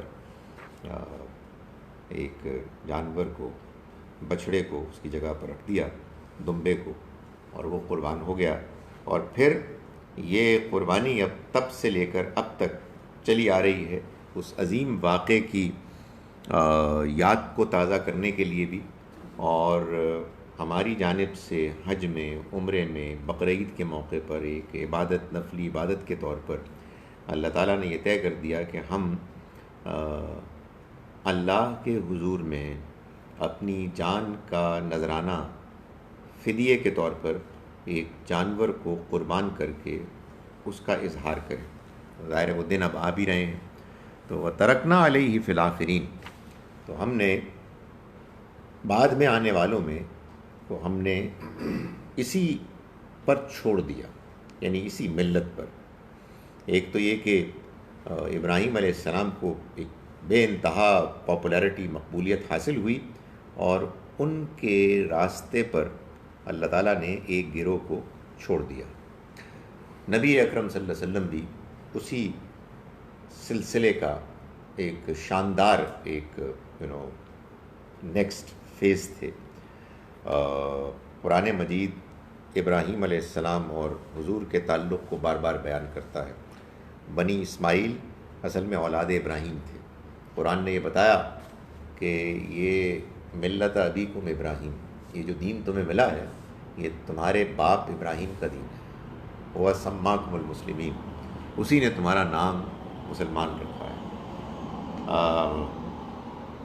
نبی صلی اللہ علیہ وسلم کے ابراہیم علیہ السلام کے ساتھ تعلق کا ایک اظہار تو ایسے ہوا کہ جب آپ سے پوچھا گیا کہ آپ ہمیں کہہ رہے ہیں کہ ہم نماز میں آخر میں قعدے میں بیٹھ کے دعا کریں، تو ہم دعا کریں گے۔ بعض صحابہ نے کہا لیکن ہم چاہتے ہیں کہ ہم آپ کے لیے دعا کریں، تو آپ ہمیں بتائیں کہ ہم آپ کے لیے کیا دعا کریں۔ تو آپ نے جو دعا سکھائی وہ ہے جس کو ہم درود ابراہیم کہتے ہیں۔ مطلب اس میں کیا ہے؟ اس میں اصل میں نبی صلی اللہ علیہ وسلم کی طرف سے ابراہیم علیہ السلام کی محبت اور ان کی عظمت کا اظہار ہے۔ مجھے بھی وہی دے جو ان کو ملا۔ اللہم صلی علی محمد وعلی آل محمد کما صلیت علی ابراہیم وعلی آل ابراہیم انک حمید مجید کما بارکت علی ابراہیم وعلی آل ابراہیم انک حمید۔ کیا بات ہے جی۔ ایک موقع پہ کہتے ہیں کہ ایک شخص نے حضور کو خطاب کیا کہ السلام علیکہ یا خیر البریہ، حضور کو خطاب کیا، سلامتی ہو آپ پر اے انسانیت میں سب سے اعلیٰ، انسانوں میں سب سے اعلیٰ۔ حضور نے اس کی طرف دیکھ کے کہا ذاکا ابراہیم، وہ تو ابراہیم تھے۔ بڑی بات ہے، ایک اعتراف، ایک جس کو کہتے ہیں نا رول ماڈل، اس کا اظہار۔ تو اس میں کوئی شک ہی نہیں ہے کہ قرآن مجید جس طرح سے ابراہیم علیہ السلام کو بیان کرتا ہے، معلوم ہوتا ہے کہ وہ گویا کہ ان کے آنے کے بعد خدا تعالیٰ نے فرمایا کہ اب بس اب رسول نہیں آئیں گے، اب رسول نہیں آئیں گے، اب ابراہیم کی اولاد ہوگی۔ سو ابراہیم علیہ السلام تک تو رسول انڈیویجولی آتے تھے، ان کے آنے کے بعد اب اولاد ابراہیم، پہلے بنی اسرائیل اور پھر بنی اسماعیل۔ سو یہ ظاہر ہے کہ خدا تعالیٰ کا رسپانس ہے، اور وہ رسپانس جو ہے وہ جس بنیاد پر ہے اس کا ایک ہم نے اس کی ایک جھلک آج کے سبق میں دیکھی۔ فرمایا کہ سلام علی ابراہیم، ہم نے بعد والوں میں یہ چیز جاری کر دی کہ سلامتی ہو ابراہیم پر۔ اسی کا اظہار ہے کہ جو نبی صلی اللہ علیہ وسلم نے درود میں بھی اس کا اظہار فرمایا، کذالک نجزی المحسنین، ہم محسنوں کو، خوبی کے ساتھ عمل کرنے والوں کو اسی طرح سے بدلہ دیتے ہیں۔ جو صحیح رویہ اختیار کرتا ہے وہ ایسا ہی ہوتا ہے۔ مجھے کبھی کبھی خیال آتا ہے کہ کبھی کبھی ہمارے اندر بھی تو کچھ نیکی کا جوش پیدا ہوتا ہے، کبھی کبھی، مگر اس کے بعد ستیہ ناس قسم کے اعمال شروع ہو جاتے ہیں، تو پھر زندگی ان کو ہی دھونے میں لگ جاتی ہے۔ تو اگر کسی کو اللہ توفیق دے کہ وہ کنسسٹنٹلی آگے بڑھے اور کوئی گھٹیا حرکت نہ کرے تو وہ چڑھتا جائے گا، اور کوئی انتہا نہیں ہے، دیر از نو لمٹ۔ تو یہ تو صورتحال یہ ہوتی ہے نا کہ کوئی ٹھیک کیا، کوئی غلط کیا، پھر ٹھیک کیا، پھر غلط کیا، تو ہم تو اسی چکر میں پھنسے رہتے ہیں اور اللہ میاں سے دعا کرتے ہیں یہ پاس آخر میں پاس ہو جائیں، یہی بہت ہے۔ لیکن اللہ تعالیٰ یہ بار بار بتاتے ہیں کہ جو محسن ہیں وہ بہت آگے بڑھ جاتے ہیں۔ مطلب this life is an opportunity for every body to try to reach the climax as best as one can in achieving the Almighty's pleasure. إِنَّهُ مِنْ عِبَادِنَا الْمُؤْمِنِينَ، یقیناً وہ ہمارے مومن بندوں میں سے تھے۔ وَبَشَّرْنَاهُ بِإِسْحَاقَ، اور ہم نے ان کو خوشخبری سنائی اسحاق کی۔ یہی پیچھے تو جن کی قربانی ہوئی تھی وہ تو اسماعیل تھے، ہم نے خوشخبری سنائی ان کو اسحاق کی۔ اور بائبل سے بھی معلوم ہوتا ہے، قرآن کے اس بیان سے بھی معلوم ہوتا ہے کہ یہ خوشخبری اللہ نے خوش ہو کے اس واقعے کے بعد سنائی کہ تم نے اتنا بڑا کام کیا ہے تم نے اولاد مانگی تھی، لو ایک اور دیتا ہوں۔ اور جب اولاد کی ان کو خوشخبری ملی تو بائبل ہی سے معلوم ہوتا ہے کہ ابراہیم علیہ السلام نے فرمایا کہ اسماعیل ہی جیتا رہے، مجھے اور کیا چاہیے، میرے لیے تو یہی کافی ہے۔ لیکن اللہ تعالیٰ نے فرمایا کہ نہیں، وہ بھی نبی ہوگا۔ تو فرمایا کہ ہم نے اس کو خوشخبری دی اسحاق کی، نبیم من الصالحین، نیکوکاروں میں سے نبی، وبارکنا علیہ وعلی اسحاق، اور ہم نے اس پر یعنی اسماعیل پر اور اسحاق دونوں پر اپنی برکتیں نازل فرمائیں۔ ومن ذریتہما، اور ان کی اولاد میں محسن، وہ بھی تھے کہ جو خوبی کا رویہ اختیار کرنے والے ہوئے، وظالم لنفسہ مبین، اور وہ بھی ہوئے کہ جنہوں نے اپنی جانوں پر واضح ظلم کیا، زیادتیاں کی، شرک کیے، برائی کی۔ یہ قرآن بار بار بیان کرتا ہے کہ یہ جو لا آف ایوریجز ہے یہ کبھی بھی خراب نہیں ہوتا۔ یہ تو بیوقوف قسم کے بعض متعصب مذہبی لوگ ہیں جو کہتے ہیں کہ ساڈا فرقہ بالکل ٹھیک تے تاڈا فرقہ بالکل غلط۔ پاگل ہو تم۔ بات یہ ہے یار کہ ہر جگہ اچھے لوگ بھی ہوتے ہیں، برے لوگ بھی ہوتے ہیں، تو ہو ہی نہیں سکتا۔ ابھی اللہ تعالیٰ فرما رہے ہیں کہ ابراہیم کی اولاد اسماعیل اور اسحاق کی اولاد میں اللہ نے بڑی برکت ڈالی۔ ان کی اولاد میں بہت اچھے لوگ بھی تھے اور بڑے برے لوگ بھی تھے۔ ہمیشہ ایسا ہی ہوتا ہے، اور اللہ تعالیٰ ظاہر ہے کہ لوگوں کے بارے میں فیصلہ کرے گا میرٹ کی بنیاد پر۔ ان آیات کا ترجمہ میں آپ کے سامنے ایک مرتبہ پھر پیش کر رہا ہوں۔ یہ سورہ صافات، سورہ نمبر 37 ہے، اس کی آیت نمبر 83 سے ہم نے شروع کیا۔ ضمنی طور پر ایسے ہی میں کہہ رہا ہوں کہ پھر آ جائے گا عن قریب وقت، تو کبھی ہمیں موقع ملے، توفیق ملے، قربانی سے پہلے میں بھی بقرعید کے دن یا ایک آدھ دن پہلے بھائی یہ جو ہے نا 83 سے لے کر اور جتنا ہم نے آج سبق پڑھا ہے بھائی اس کی تلاوت کر لیں، سمجھ کے پڑھ لیں۔ اس لیے میں یہی ہے وہ قربانی جس کا جذبہ ہے کہ جو پیدا ہونا چاہیے۔ وَإِنَّ مِن شِيعَتِهِ لَإِبْرَاهِيمَ، یہاں سے ہم نے شروع کیا تھا۔ یہ ہے آیت نمبر 83۔ اعوذ باللہ من الشیطان الرجیم، بسم اللہ الرحمن الرحیم۔ وَإِنَّ مِن شِيعَتِهِ لَإِبْرَاهِيمَ، اور ان کے گروہ میں سے ابراہیم بھی تھے۔ ان کے یعنی نوح علیہ السلام، جن کا ذکر پیچھے آیا۔ اذ جاء ربہ بقلب سلیم، جب وہ آئے اپنے رب کے حضور میں ایک پاکیزہ سلیم دل لے کر۔ اذ قال لأبیہ، جب انہوں نے کہا اپنے والد سے، وقومہ، اور اپنی قوم سے، ماذا تعبدون، کس کی عبادت کر رہے ہو تم؟ ائفکن آلہۃ دون اللہ تریدون، کیا یہ ڈھکوسلا، جھوٹ گڑے ہوئے معبود اللہ کے علاوہ تم چاہتے ہو؟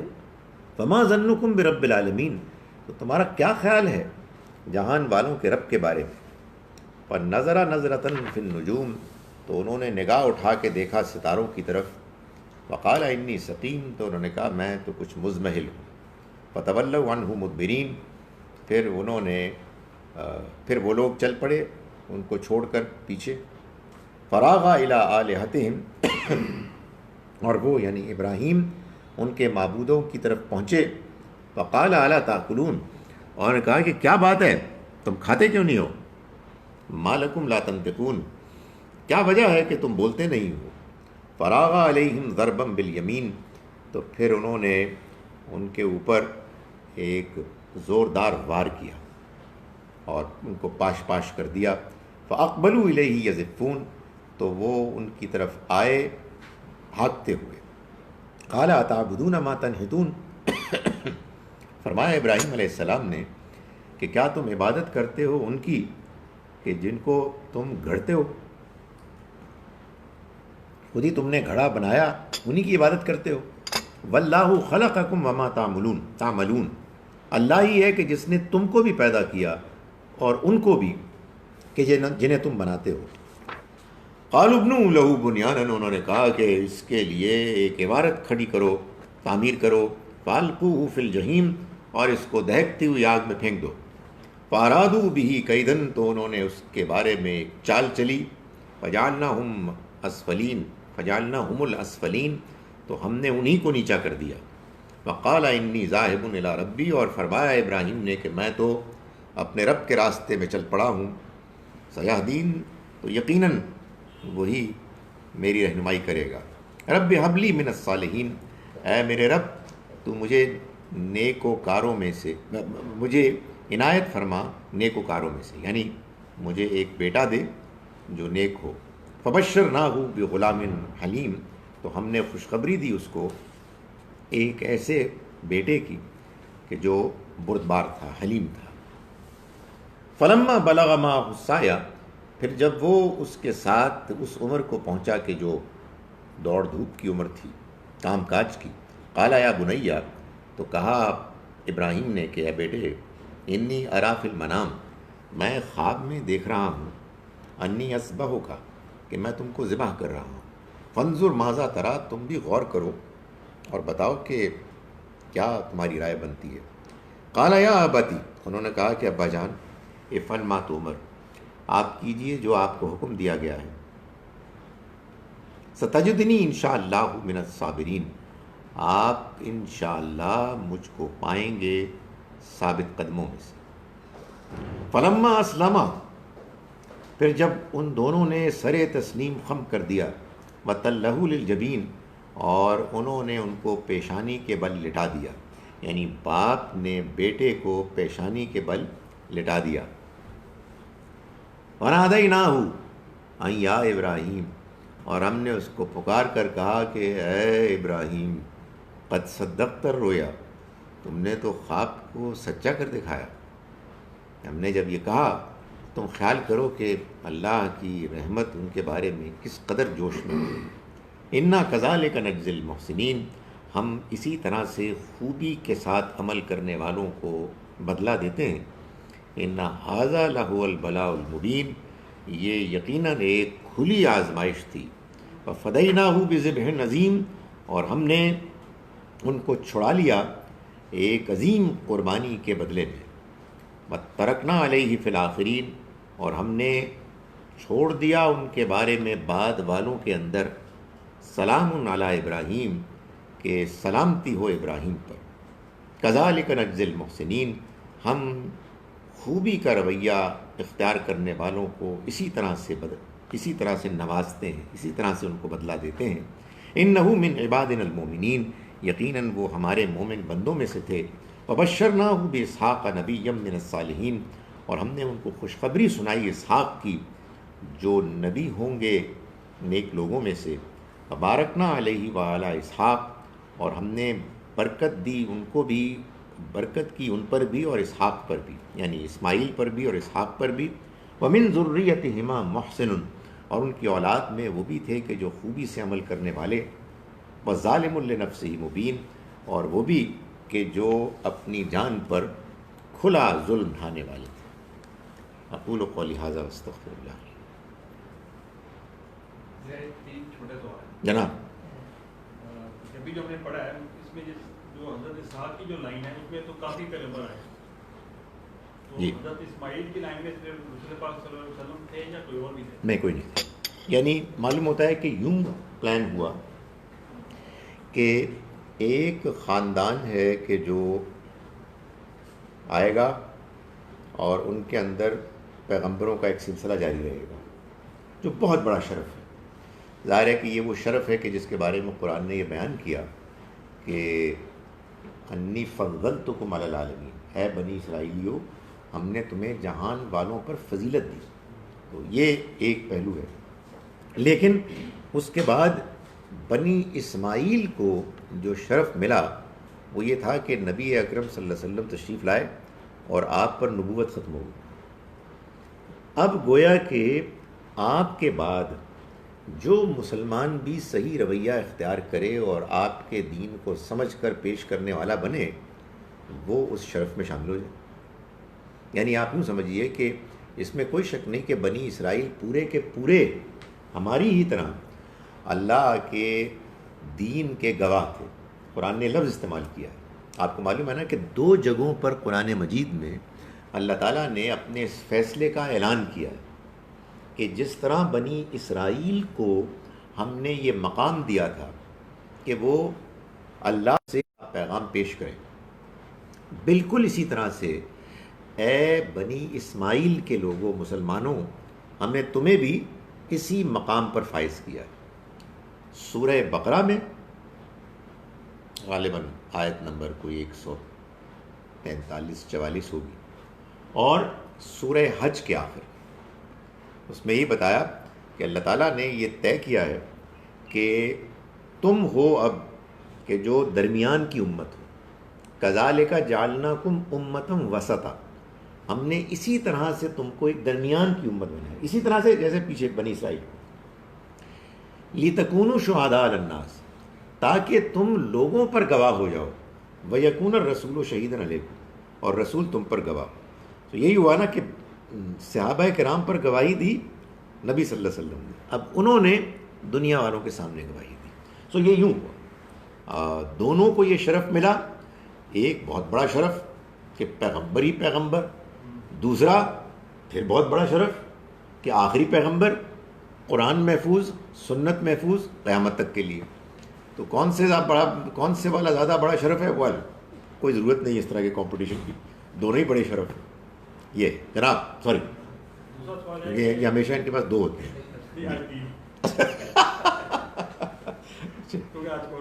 کال اپ کرو، ٹھیک ہے. دوست سوال ہے کہ آپ نے وہ لاسٹ ایک ٹائم بتایا تھا کہ یہ جو وطر کی جو نماز ہے یہ نفلی نماز ہے، اور یہ کافی کانسیپٹ ہے کہ یہ واجب ہے.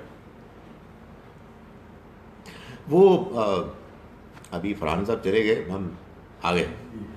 ہم ایک سوالوں کے وقفے میں ایک سلسلہ ہم نے شروع کیا ہوا ہے، وہ آج تو شاید موقع نہ ملے، جس کا اصل میں عنوان یہ ہے کہ دین کو سمجھنا کیسے. تو میں نے اس میں اصل تھا کہ قرآن کو کیسے سمجھنا ہے. ظاہر قرآن ہی دین ہے، تو دین کو کیسے سمجھنا ہے. تو اس کا میں نے ایک جواب دیا تھا، اور وہ ظاہر اب سوال آتے رہیں گے، اس کو ہم ڈیل کرتے رہیں گے. دیکھیں، دین کو سمجھنا ہے تو آپ کو دیانتداری سے ایک فیصلہ کرنا. اگر آپ نے وہ فیصلہ کر لیا تو میرے اور آپ کے درمیان 550 اختلافات ہوں، اصل میں آپ میرے فرقے سے تعلق رکھتے ہیں. اور وہ فیصلہ یہ ہے کہ اصل میں ہمیں یہ دیکھنا ہے کہ نبی صلی اللہ علیہ وسلم نے کیا دین دیا، آپ نے کیا دین دیا. اس میں یہ نہیں دیکھنا کہ ایک طرف 1550 لوگ ہیں اور ایک طرف 1.5 بندہ کھڑا ہے، یہ نہیں دیکھنا. آپ کا اطمینان ہو جائے کہ یہ جو 1.5 آدمی ہے یہ اصل میں وہ دین بتا رہے ہیں جو حضور نے فرمایا، تو بس ختم ہوگی بات. گزارش یہ ہے کہ ہمارے دین میں جو بات مجھے سمجھ میں آئی ہے وہ یہ ہے کہ عبادات میں 2 کیٹیگریز ہیں، فرض اور نفل. کوئی تیسری کیٹیگری ہے ہی نہیں. یعنی یہ نہیں ہے کہ کچھ فرض ہیں، کچھ نفل ہیں، اور کچھ فرض نفل ہے نفل فرض ہے. نہیں، یا یہ ہے فرض کیا ہوتا ہے جو لازماً آپ نے پڑھنا ہے، اور اگر آپ نے چھوڑ دیا تو آپ گناہ گار ہوں گے، خدا کے جواب دیں. اور نفل کیا ہے کہ جس کو آپ نے ادا کر لیا تو آپ بڑے ثواب کا ذریعہ بنے گا وہ آپ کے لیے. چھوڑ دیا تو کوئی گناہ نہیں ہے سوائے اس کے کہ ثواب سے محروم ہوں گے. تو فرض 5 فرض نمازیں ہیں اور کوئی نماز نہیں، باقی سب نفل ہیں. کسی کا درجہ زیادہ ہے، کسی کا کم ہے. وطر کی نماز تو خاص طور پر اصل میں ہے ہی تہجد کی نماز، جو ٹرانسفر ہو گئی ادھر آپ کی سہولت کے لیے. اور تہجد کی نماز کے بارے میں ہم سبھی متفق ہیں وہ فرض ہے ہی نہیں سوائے حضور پر.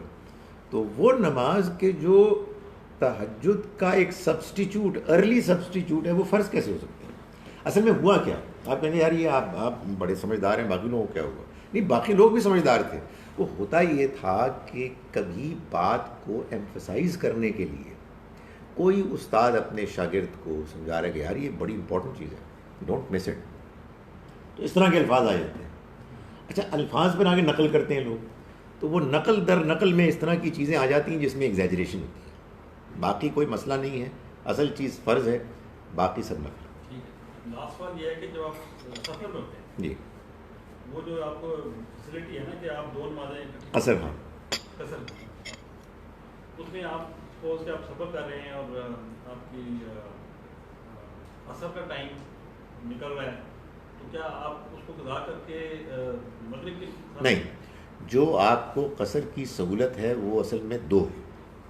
ایک یہ کہ ظہر، عصر اور عشاء کے فرض جو 4 ہیں ان کو 2 کر لیں. ظاہر ہے نوافل تو پڑھنا ہی نہیں ہے. اگر نوافل آپ پڑھ رہے ہیں تو پھر قصر کرنے کی کوئی ضرورت نہیں، پھر پوری نماز پڑھیں. اس لیے کہ نوافل پڑھ کے آپ اعلان کر رہے ہیں کہ آپ مزے میں ہیں، تو پھر آپ پوری نماز پڑھیں. تو آپ قصر کریں گے تو آپ اصل میں اس لیے کریں گے کہ آپ ایک ایسی مشکل میں ہیں کہ جس میں آپ اللہ کی دی ہوئی سہولت کو اویل کرنا چاہتے ہیں. ضرور کریں. وہ سہولتیں کیا ہیں؟ وہ 2 ہیں. نماز میں 2 ہیں. ایک 4 فرض کو 2 کرنا، اور دوسرا 2 نمازوں کے جو پیئرز ہیں. فجر تو الگ ہے نا، تو سفر میں بھی اصل میں آدمی سو کے اٹھتا ہے تو پڑھ لیتا ہے آرام سے. ظہر اور عصر ان کو ملانا ہے کسی ٹائم پر بھی. مطلب آپ عصر کے ٹائم پہ بھی ظہر، ہاں پہلے ظہر پڑھیں گے پھر عصر پڑھیں گے. ظہر کا ٹائم وہی نہیں. ایبسلیوٹلی. وہ آپ نے قصر کو جب اویل کیا ہے تو اس میں ایک یہ بھی پاسبلٹی ہے کہ آپ نے پہلے ظہر پڑھی اور پھر عصر پڑھی، چاہے ظہر کے ارلی ٹائم پر چاہے عصر کے آخری ٹائم پر. پہلے ظہر پھر عصر. یہی معاملہ مغرب اور عشاء. پہلے مغرب پھر عشاء. آپ نے محسوس کیا کہ آپ آ رہے ہیں فلائٹ پر ویسٹ سے ایسٹ کی طرف، ایسٹ سے ویسٹ کی طرف آپ جائے تو موجیں ہی موجیں، سورج مطلب ٹھہرا ہوا ہوتا ہے، آگے بڑھتا ہی نہیں ہے. لیکن آپ ویسٹ سے ایسٹ کی طرف آئے تو پتہ لگتا ہے کہ سورج کو کوئی جلدی ہوئی بھی ہے. تو اس میں آپ نے اپنا دیکھ کے جو بھی ٹائم ہے کا حساب کتاب، اس میں آپ نے دونوں نمازوں کو ملا دینا ہے. جو بھی آپ کو موقع ملے، وقت ملے تو یہ کریں گے. دیٹ مینس کہ عصر اور مغرب کا کوئی کمبینیشن نہیں، یہ نہیں ہو سکتا. اور تیسری چیز، تیسری سہولت اس میں وہ میں آپ کو بتا چکا ہوں، وہ ہے وضو کی. آپ اگر سفر میں ہیں یا بیمار ہیں یا پانی نہیں ہے تو آپ تیمم کر سکتے ہیں. جی. اگر قرآن میں تو یہ جو قصر جو ہے وہ صلاۃ الخوف اور خوف کی جو کنڈیشن ہے وہ تو قرآن میں صرف، پورے قرآن میں صرف جہاں تک میں نے پڑھا ہے کہ ایک آیت میں یہ ذکر ہے، مطلب ایک جگہ پہ یہ ذکر ہے، اور اس میں یہ ہے کہ جی نماز کو چھوٹا کر کے پڑھنے کی جو کنڈیشن ہے وہ یہ ہے کہ آپ کو کوئی خطرہ ہو یا آپ کے اوپر کوئی اٹیک ہونے والا ہو، اور اس کا طریقہ ہی بتا دیا کہ پہلے یہ سجدہ کر لیں پھر یہ کر لیں. قرآن میں اور کہیں میری نظر سے نہیں گزرا کہ آپ ایک سفر جو آرڈنری سفر ہے جس میں آپ کو کوئی ڈر نہ ہو، اور اس میں بھی آپ اس کو قصر کر سکتے ہیں. دیکھیے چھوٹی نماز پڑھ سکتے. جی. ایک صلاۃ الخوف وہ ہے کہ جو قرآن میں ایک لمبی آیت میں بیان ہوئی ہے کہ جس میں نبی صلی اللہ علیہ وسلم خود موجود ہیں اور ہر ایک کی خواہش ہے کہ آپ کے پیچھے نماز پڑھی جائے. وہ تو ایک اسپیشل یونیک نماز ہے، اب اس کی کوئی ضرورت نہیں، اس لیے کہ آپ کوئی حضور کی طرح کا تو نہیں ہے کہ آپ سب چاہیں گے کہ ان کے پیچھے نماز پڑھیں. بھائی آپ ان کے پیچھے پڑھ لیں، آپ ان کے پیچھے پڑھ لیں، کیا فرق پڑتا ہے.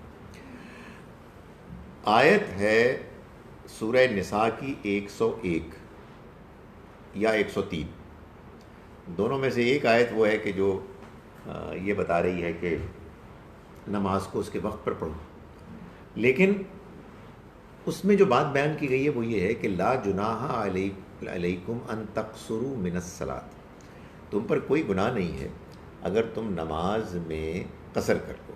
تو ایک بات تو یہ معلوم ہوئی کہ یہ لازم نہیں ہے بلکہ اختیار ہے، ورنہ تو ہونا ہی چاہیے تھا کہ ایمان والو تم پر لازم ہے، تم پر کوئی گناہ نہیں ہے اگر تم قصر کر لو.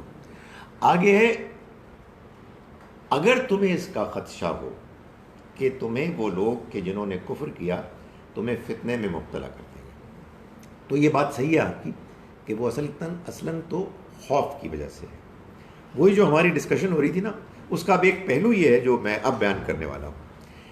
یہ ہے اصل میں وہ خوبصورت تعلق حدیث میں اور قرآن میں کہ یہ سوال پیدا ہوتا ہے نا کہ خوف کی وجہ سے نماز میں بعض اوقات ضرورت پیش آ جاتی ہے کہ ہم اس کو چھوٹا کر دیں، اور اللہ نے اس کو الاؤ کیا ہے۔ سوال یہ پیدا ہوتا ہے کہ خوف میں ہوتا کیا ہے؟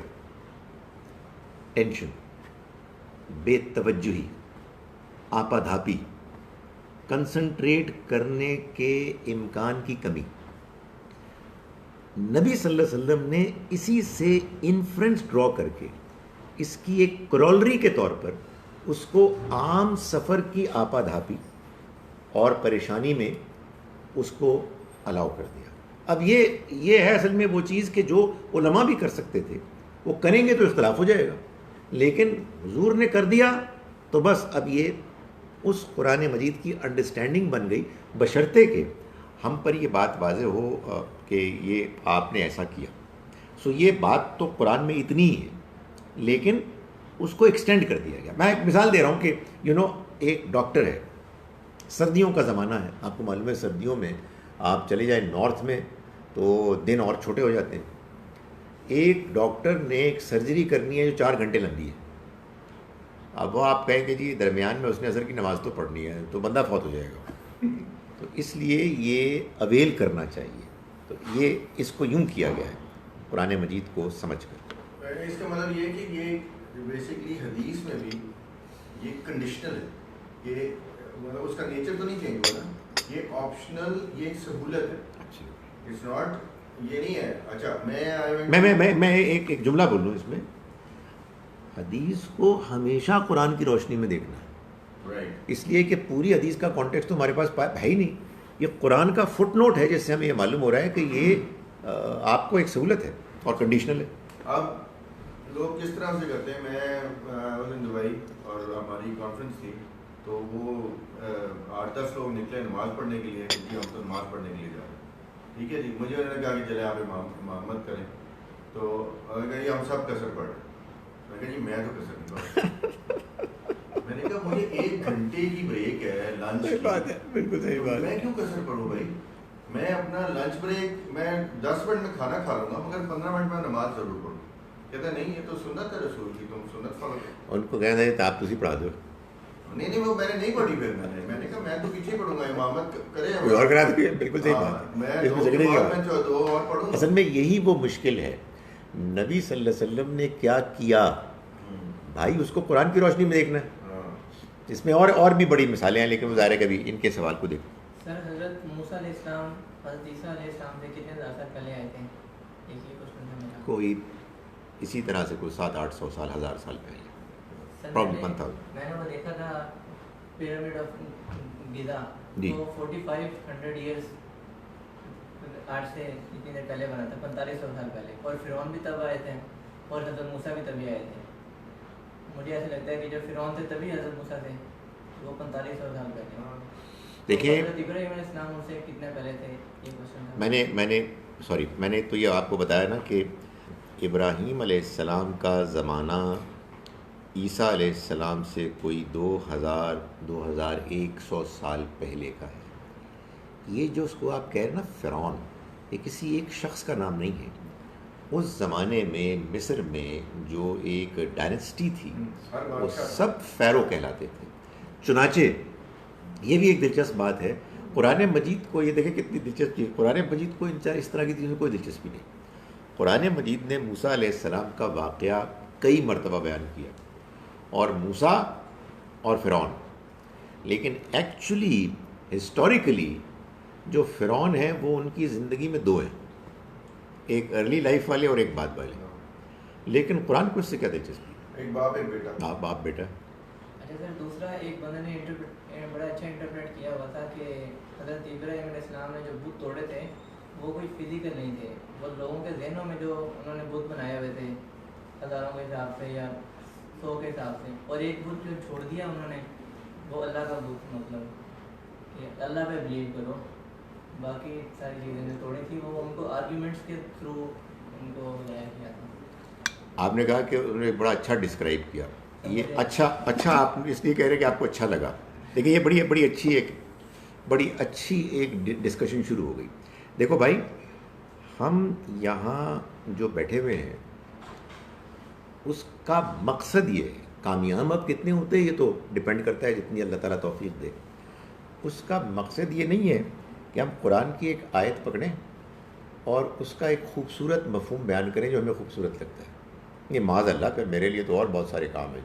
اس وقت لائیو کرکٹ میچ ہو رہا ہے, میں اس کو جا کے دیکھوں. مقصد قرآن جیسے ہے ویسے سمجھنا ہے. یہ اللہ کی کتاب ہے, یہ اللہ کا وہ پیغام ہے جس کو اس نے قیامت تک کے لیے محفوظ کر کے پوری دنیا کے لیے صحیح اور غلط کے درمیان میزان, فرقان, کسوٹی بنا دی ہے. اس کے بارے میں اصولی بات کروں, میں کسی پہ الزام نہیں کر رہا, ظاہر ہے ہر آدمی کا اپنا رائٹ ہے. اصولی بات یہ ہے, اس کے بارے میں کوئی بات اپنے طور پر کہنا یہ ظلم ہے.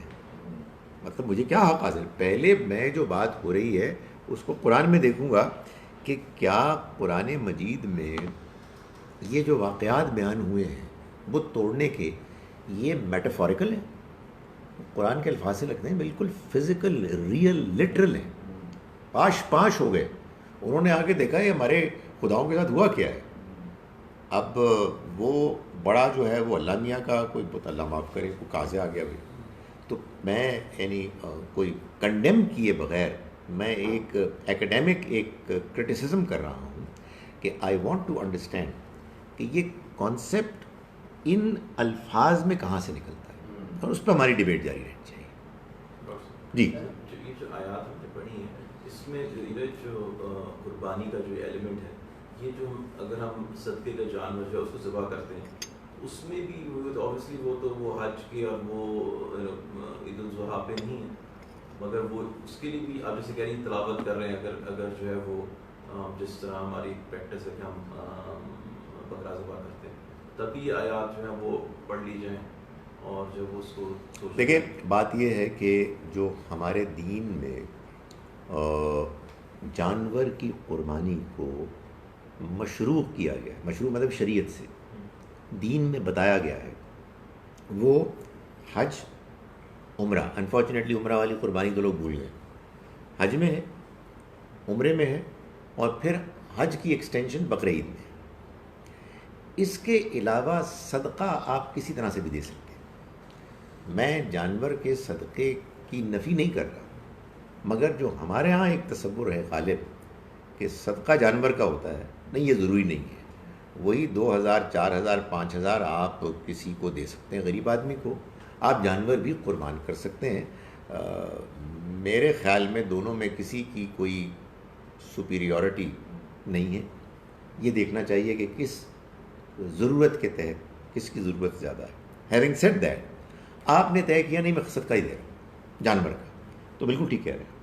جانور آپ جو بات کہہ رہے ہیں, جو مجھے جو پھر سمجھ میں آتی کہ جو ہم پھر یہ جو جانور کا صدقہ دینا یہ قربانی ہے نا, وہ عید کے علاوہ ایک موقع پہ ہم کر رہے ہیں اور وہ ہم اللہ کی رضا کے لیے کر رہے ہیں, اور اس میں جو ہے وہ ایک آپ پہ مصیبت آئی, مشکل آئی, آپ اس پہ ایک جانور ذبح کر رہے ہیں, تو اصل تو ہمارا وہی نا کہ اللہ تعالیٰ کا ہم ایک نذرانہ پیش کر رہے ہیں. نہیں, وہ یوں ہے, آپ سے کہہ رہے ہیں. دیکھیں, ہم نے اپنے اوپر آنے والی ایک ممکنہ مشکل کو اللہ کے فضل سے دور کرنا ہے. اس کے لیے اصل چیز کیا ہے؟ دعا. اللہ کی پناہ مانگیں کہ کوئی ایسی مشکل ہم پر نہ آئے کہ جس کو ہم سہار نہ سکیں. اللہ کو خوش کرنے کے لیے آپ کوئی نیکی کا عمل کرتے ہیں, نماز پڑھ سکتے ہیں. شاید ہو سکتا ہے کہ سب سے بہتر چیز یہ ہے کہ آپ نماز پڑھیں, 2 نفل 4 نفل اور دعا کریں. لیکن جیسے نماز ہے ویسے ہی خیرات صدقات ہیں, تو آپ اس میں بھی یہ کام کر سکتے ہیں. خیرات صدقات میں مال کا بھی صدقہ ہو سکتا ہے اور جانور کا بھی ہو سکتا ہے. آپ نے فیصلہ کیا کہ نہیں یار مجھے جانور کا صدقہ کرنا ہے, ٹھیک. میں وہ جو کلپ آئی تھی, میں نے ایک زمانے میں ایک مفتی صاحب ہیں طارق مسعود صاحب کراچی میں, انہوں نے ایک کیٹیگوریکل سٹیٹمنٹ ذرا زیادہ فرم دے دی تھی کہ بقرعید, حج اور عمرے کے علاوہ کوئی قربانی نہیں ہے. میں نے لوگوں کو بھیجا اور میں نے کہا کہ صرف ایک فرق کے ساتھ میں کہوں یہ تھوڑا سا سخت ہو گئے. میرا خیال ہے کہ آپ کر سکتے ہیں لیکن کوئی ترجیح نہیں ہے. جب آپ قربانی کریں جانور کی تو اس میں یہ جذبہ ہو کہ میں اپنی جان کا نذرانہ پیش کر رہا ہوں. یعنی کہنے کا مقصد یہ ہے کہ حق تو یہ تھا کہ میں اپنی جان تیرے آگے سپرد کرتا, لیکن تیری مہربانی ہے کہ تو نے مجھ سے اسے نہیں مانگا, تو میں سمبولیکلی اس جانور کو قربان کرتے ہوئے اپنے ان جذبات کا اظہار کر رہا ہوں کہ میری جان، میرا مال، میرا جینا، میرا مرنا سب للہ رب العالمین. کیونکہ یہ سیکریفائس کا سر بفور اسلام یہ باقاعدہ ہیومن سیکریفائس پہ بلیو ہوتا تھا لانگ بفور اسلام. ایز ہیومن بینگز ہم لوگوں کا کوئی رجحان ہے کہ اس طرح کا کہ sacrificially our God will accept it. تو وہ اسلام نے کلیئر کیا تھا کہ meat is not required but the sacrifice of تقویٰ. وہ بھی بیان ہوا ہے قرآن میں. اور ظاہر ہے کہ یہ جو بات آپ کہہ رہے ہیں یہ اللہ کے بھیجے ہوئے ادیان میں نہیں تھا، بلکہ یہ اس سے انحراف تھا. خدا کے دین میں آدم علیہ السلام سے لے کے نبی صلی اللہ علیہ وسلم تک کہیں بھی کسی انسان کی قربانی کا کوئی تصور نہیں ہے. یہ اصل میں بگڑے ہوئے تصورات ہیں مشرکانہ. ہاں وہ سارے اصل میں وہ جو پیگن جو بھی اس طرح کے کلیئر کیا ہے کہ یہ ایسا ہرگز نہیں ہے، اور یہ شروع سے ہی ایسا ہے. یہ نہیں ہے کہ جیسے ہمارے بعض مسلمان کہتے ہیں کہ اللہ میاں نے اسلام میں آ کے اس کو ڈیولپ کر کے تو کلائمیکس تک پہنچا رہے. اور کلائمیکس حضرت آدم کا بھی تھا، یعنی کوئی اس میں تدریج نہیں ہوئی سوائے اس کے کہ چند چیزوں میں کچھ مشکلات تھیں جو ظاہر اس زمانے کی معیشت معاشرت اور تھی. اب اس میں وہ دوسری طرح سے اس کی شکل اختیار کر لی. آپ کے ذہن پہ ایک اور سوال تھا کوئی؟ الحمدللہ بھول چکے ہیں. سر حضرت ابراہیم علیہ السلام کے پاس سورس کیا تھا؟ جیسا نبی پاک کے پاس قرآن پاک تھا، ان کے پاس بک یا اسکرپچر. قرآن اس کو ڈسکرائب کرتا ہے صحف ابراہیم و موسیٰ، ابراہیم اور موسیٰ کے صحیفے. صحیفے یعنی اللہ کی وحی. وحی الہی اصل میں کیا ہوتی ہے؟ انسان کے پیغمبروں کے دل میں اللہ کا پیغام ہے کہ جو نقش ہو جاتا ہے وہ اس کو بیان کرتے ہیں. قرآن بھی ایسے ہی ہے. قرآن تورات کے معاملے میں، انجیل زبور کے معاملے میں یہ ہوا کہ وہ لکھے بھی گئے. ابراہیم علیہ السلام کو جو وحی اللہ کی طرف سے آئی، معلوم یہ ہوتا ہے کہ وہ لوگوں کی میموری میں رہی لیکن وہ لکھے نہیں گئے. تو ان کو بھی اللہ کی وحی آئی ہے. بھائی پیغمبر بائی ڈیفینیشن وہ ہستی ہوتے ہیں جن پر اللہ کی وحی نازل ہوتی ہے. اللہ کی وحی کیا ہے؟ اللہ کا پیغام. تو وہ پیغام یا ان کی میموری میں ہوتا ہے، وہ وربلی بیان کرتے ہیں، اور بعض صورتوں میں پھر یہ بھی ہوا تاریخ میں کہ اس کو لکھ بھی لیا گیا. ڈاکٹر صاحب میرا جو سوال ہے وہ جو اولاد کو ایک اللہ کی راہ میں وقف کرنے کا سلسلہ جس طرح آل عمران میں ابراہیم علیہ السلام کو وقف کر دیا گیا، ادھر بھی جو لگتا ہے کہ جو اللہ تعالیٰ کا حکم تھا کہ اسماعیل کو وقف کر دو میری راہ. یہ ٹرینڈ ابھی اس وقت جو ہے ہمیں اسلام میں نظر نہیں آتا. ہمیں مدرسوں میں تو ہیں جو چھوٹے بچوں کو درسی بھیج دیا جاتا ہے، ادروائز یہ اٹس ناٹ ویری پرومننٹ. حالانکہ اگر آپ قرآن کی شریعت دیکھیں تو اس کا یہ تو آج ہم نے ذکر سنا ہے، اس میں سورہ آل عمران میں بھی ہے، پر آپ نے مجھے ایکسپلین کیا تھا وہ یہی تھا سارا کچھ. دیکھیں جو ہے نا معاملہ وقف کرنے کا، کوئی کرنا چاہے تو کر بھی سکتا ہے. آپ کہہ رہے ہیں کہ اب نہیں ہے بعض خاندانوں میں، بعض مذہبی گروہوں میں کم ہے، نمایاں نہیں ہے. مگر سچی بات یہ ہے کہ اللہ کی طرف سے اگر کلیئرلی اسپیسیفائڈ نہ ہو تو پھر یہ چیز مطلوب نہیں ہے کہ آپ کسی بچے کی اپنی آمادگی کے بغیر اس کی قسمت کا فیصلہ کر دیں. ہمارے ہاں جو مذہب کی دنیا میں جو پرابلمز پیش آئی ہیں ان میں ایک بڑی وجہ یہ ہوئی ہے کہ ایک بچہ جو اصل میں ہو سکتا ہے اللہ میاں نے پیدا کیا ہو کہ وہ بہت اعلیٰ الیکٹریشین بنے گا، اس کو آپ نے پیدا ہونے کے بعد ہی مولوی بنانے کا فیصلہ کر دیا. تو اس کے نتیجے میں یہ ہوتا ہے کہ وہ کرنٹ مارتا رہتا ہے. ظاہر ہے کہ اس کا کام کچھ اور تھا، آپ نے کسی اور کام میں ڈال دیا اس کو. تو یہ جو ایپٹیچیوڈ ہے نا عام حالات میں تو یہی ہونا چاہیے کہ آپ طے کریں، سب کو ایجوکیشن دیں، میٹرک کرائیں، انٹر کرائیں، اور اس کے بعد کہیں کہ بھائی تم پائلٹ بھی بن سکتے ہو، تم کمپیوٹر سائنس بھی پڑھ سکتے ہو، تم ڈاکٹر بھی بن سکتے ہو، اور تم دینی عالم بھی بن سکتے ہو. تو اس میں پھر آپ کو لوگ اپنی انکلینیشن سے ملیں گے. اچھا والدین کیا کر سکتے ہیں؟ ماحول فراہم کریں، ان کو انکریج کریں، لیکن زبردستی نہیں ہونا چاہیے. My actually question was, کہ یہ جو ٹرینڈ تھا یہ اس کو پھر کوئی دین کی طرح ہمارے انسٹیٹیوشنلائز تو کرنا چاہیے تھا نا, مدرسے کے علاوہ جو مدرسے میں ہو رہا ہے اس کے علاوہ they should have been a mechanism جہاں پہ جو ہے وہ اس قسم کے لوگ ضروری نہیں کہ وہ ایک چھوٹی عمر کا بچہ ہے, کوڈ بی نا مین جو کہتا ہے کہ یہ سب کچھ کر رہے ہیں اور اس کو دیکھیں یہ ہو سکتا ہے, یہ ہمارے یہاں ہوتا ہے. دیکھیں بات یہ ہے, مثال کے طور پر مدرسہ سسٹم میں تو یہ بہت ہے. مفتی محمد شفیع صاحب کے بیٹے مولانا تقی عثمانی, 20 مثالیں. اس میں مثالیں اچھی بھی ہیں اور مثالیں ناٹ سو اچھی بھی ہیں. اچھی مثال تو یہ ہوگی کہ ایک بڑا عالم ہے اور اس کے بیٹے کا ایپٹیٹیوڈ بھی اتنا ہی ہے, ایک رجحان ہے, اور اس نے اپنی آزادانہ مرضی سے اس کو اختیار کیا. میں نے ایسے مولوی حضرات بھی دیکھے ہیں کہ جو پرائیویٹلی آپ ان سے گفتگو گئے کہ تھے پھنس گئے, مطلب یہ کہ ہمیں بھی موقع ملتا ہے, ہم بھی کوئی بزنس مین بنتے ہیں, ہم بھی کچھ اور کام کرتے, تو یہ بھی ہوتا ہے. سو میرا خیال ہے کہ اس میں نے پہلے بھی گزارش کی کہ اللہ کی طرف سے اسپیسیفائی کیے جانے کے بغیر کسی پر کوئی چیز مسلط نہیں کرنی چاہیے, اس لیے کہ اس کے نتیجے عام طور پر برے نکلتے ہیں. چلیے میں ان کے جو یہاں لکھے ہوئے ان کے سوالات کے جواب دیتے ہوں, کیونکہ وہ آپ کو معلوم ہے کہ ڈانٹ پڑتی ہے. Sir describe naat, its importance and its existence in Islam. یعنی آپ یوں سمجھیے کہ ہمارے اندر جو نبی صلی اللہ علیہ وسلم کی تعریف محبت کے اظہار میں شاعری کا جو ایک جذبہ فطری پیدا ہوتا ہے, اللہ تعالیٰ نے اس سے روکا نہیں ہے, آپ کہیے اس کو انکریج کیا ہے, مگر اس شرط کے ساتھ کہ اس میں کوئی مبالغہ, ایگزیجریشن نہیں ہونی چاہیے, شرک نہیں ہونا چاہیے, کوئی غلط بات نہیں ہونی چاہیے. تو بڑی اچھی بات ہے. ظاہر ہے کہ حضور کے انسانوں میں حضور سے زیادہ کون تعریف کے لائق ہے, لیکن چونکہ وہ حضور کی تعریف ہوتی ہے تو اس لیے وہ جذبات میں لوگ آگے بڑھ جاتے ہیں.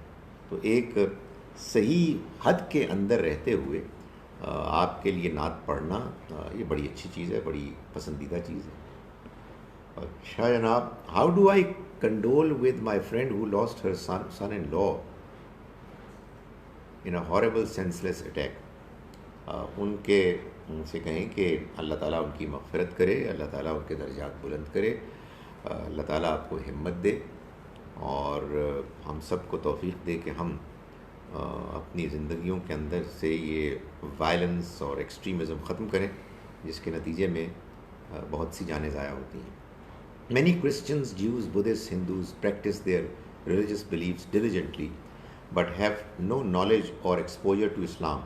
How will they be judged on Qiyamah Day? آپ کے سوال کا جواب غالب نے دیا ہے کہ وفاداری بشرط استواری اصل ایمان ہے. سنا آپ نے؟ وفاداری یعنی ڈیلیجنس, یہی بشرط استواری, پرووائڈڈ یہ کہ یو آر کنسسٹنٹ. شرط ایمان, ایمان کی شرط مرے بت خانے میں, یعنی اب یہ چنانچہ, یہ بھی شاعری میں ہوتا ہے نا, بریکٹ میں چنانچہ, مرے بت خانے میں. اگر کوئی بت خانے میں مرے تو کعبے میں گاڑو برہمن کو, اس برہمن کو جا کے کعبے میں دفن کرو. سو غالب کا ورڈکٹ یہ ہے کہ بھائی اصل میں وفاداری ہونی چاہیے بشرط استواری. میں یہ کہتا ہوں کہ میں اس فیصلے کو اللہ پر چھوڑتا ہوں کہ اگر کوئی بت خانے میں مرتا ہے اور وہ وفادار ہوتا ہے بشرطے کہ استوار ہوتا ہے, کہ کیا وہ اللہ کے ہاں کامیاب ہوگا یا ناکام ہوگا. ہمیں اللہ کا دین ملا ہے, ہمیں اس کو سمجھ کر عمل کرنا ہے, لوگوں کے سامنے بیان کرنا ہے, لوگوں کی غلطی شائستگی سے ان کے سامنے پیش کرنی ہے. ہم یہ جانتے ہیں کہ اللہ رتی برابر بھی ظلم زیادتی کرنے والا نہیں.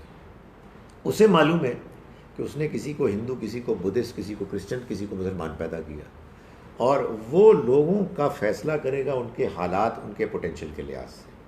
فیصلہ کیا ہوگا, میرا خیال ہے کہ یہ دنیا کا مشکل ترین سوال ہے. میں اس سے زیادہ اس کا جواب نہیں دے سکتا. یہ میں آپ کو گارنٹی دے سکتا ہوں کہ خدا ناانصافی نہیں کرے گا, کسی کے اوپر زیادتی نہیں کرے گا, اور خدا رحم کرنے والا ہے. باقی یار اب تفصیلات چھوڑ دیں. جب کبھی آپ اپنی پہنچ سے زیادہ کی کوشش کریں گے آپ ناکام ہوں گے. میٹرک کے تسی اسٹوڈنٹ ہو اور ایم اے کے میتھمیٹکس کا سوال آپ حل کرنا چاہتے ہیں, یقیناً آپ غلط جواب دیں گے. تو اس لیے میں آپ کہیں جی کہ ہمیں بس اتنی سمجھ میں آئی ہے، باقی اللہ میاں پہ چھوڑ دو یار، ہمیں کیا پتہ. اچھا جناب، الحمدللہ رب العالمین، سوال ہی ختم ہو گئے. My goodness. And whoever seeks a religion other than Islam, it will never be accepted of him. چلو جی، اس کا مطلب یہ کوئی کہہ رہے ہیں کہ جو مسلمان نہیں ہے اس کا نہیں. اسلام سے مراد اللہ کی فرما برداری. ایک بندے کو وہ والا اسلام ٹھیک طرح سے سمجھ میں ہی نہیں آیا. اس کو سمجھ میں یہی آیا ہے کہ جو میرے پاس ریلیجن ہے اس کو فالو کرنے سے اللہ راضی ہوتا ہے.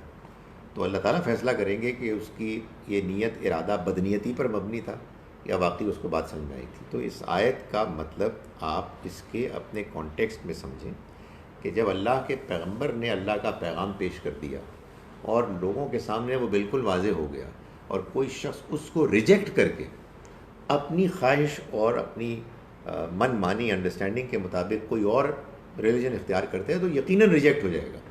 لیکن ایک بندے کے پاس سمجھنے کا کوئی امکان ہی نہیں تھا تو پھر کیا کریں. میں ابھی کچھ لوگوں سے ایکسچینج کر رہا ہوں، کچھ انڈرسٹینڈنگ کے کچھ ویوز سوالات ہیں. بہت ٹائم لگتا ہے.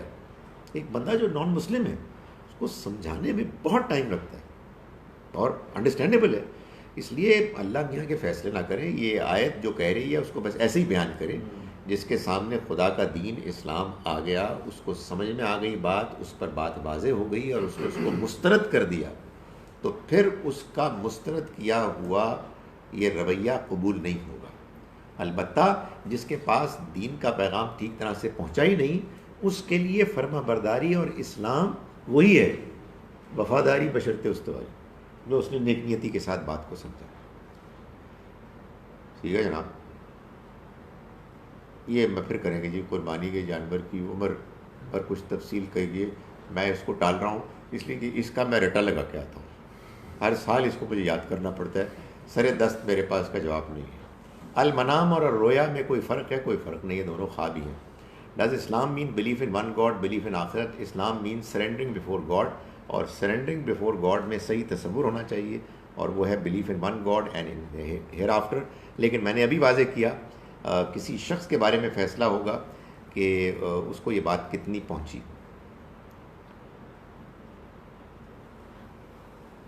چلیں الحمدللہ رب العالمین. سبحانک اللہم و بحمدک.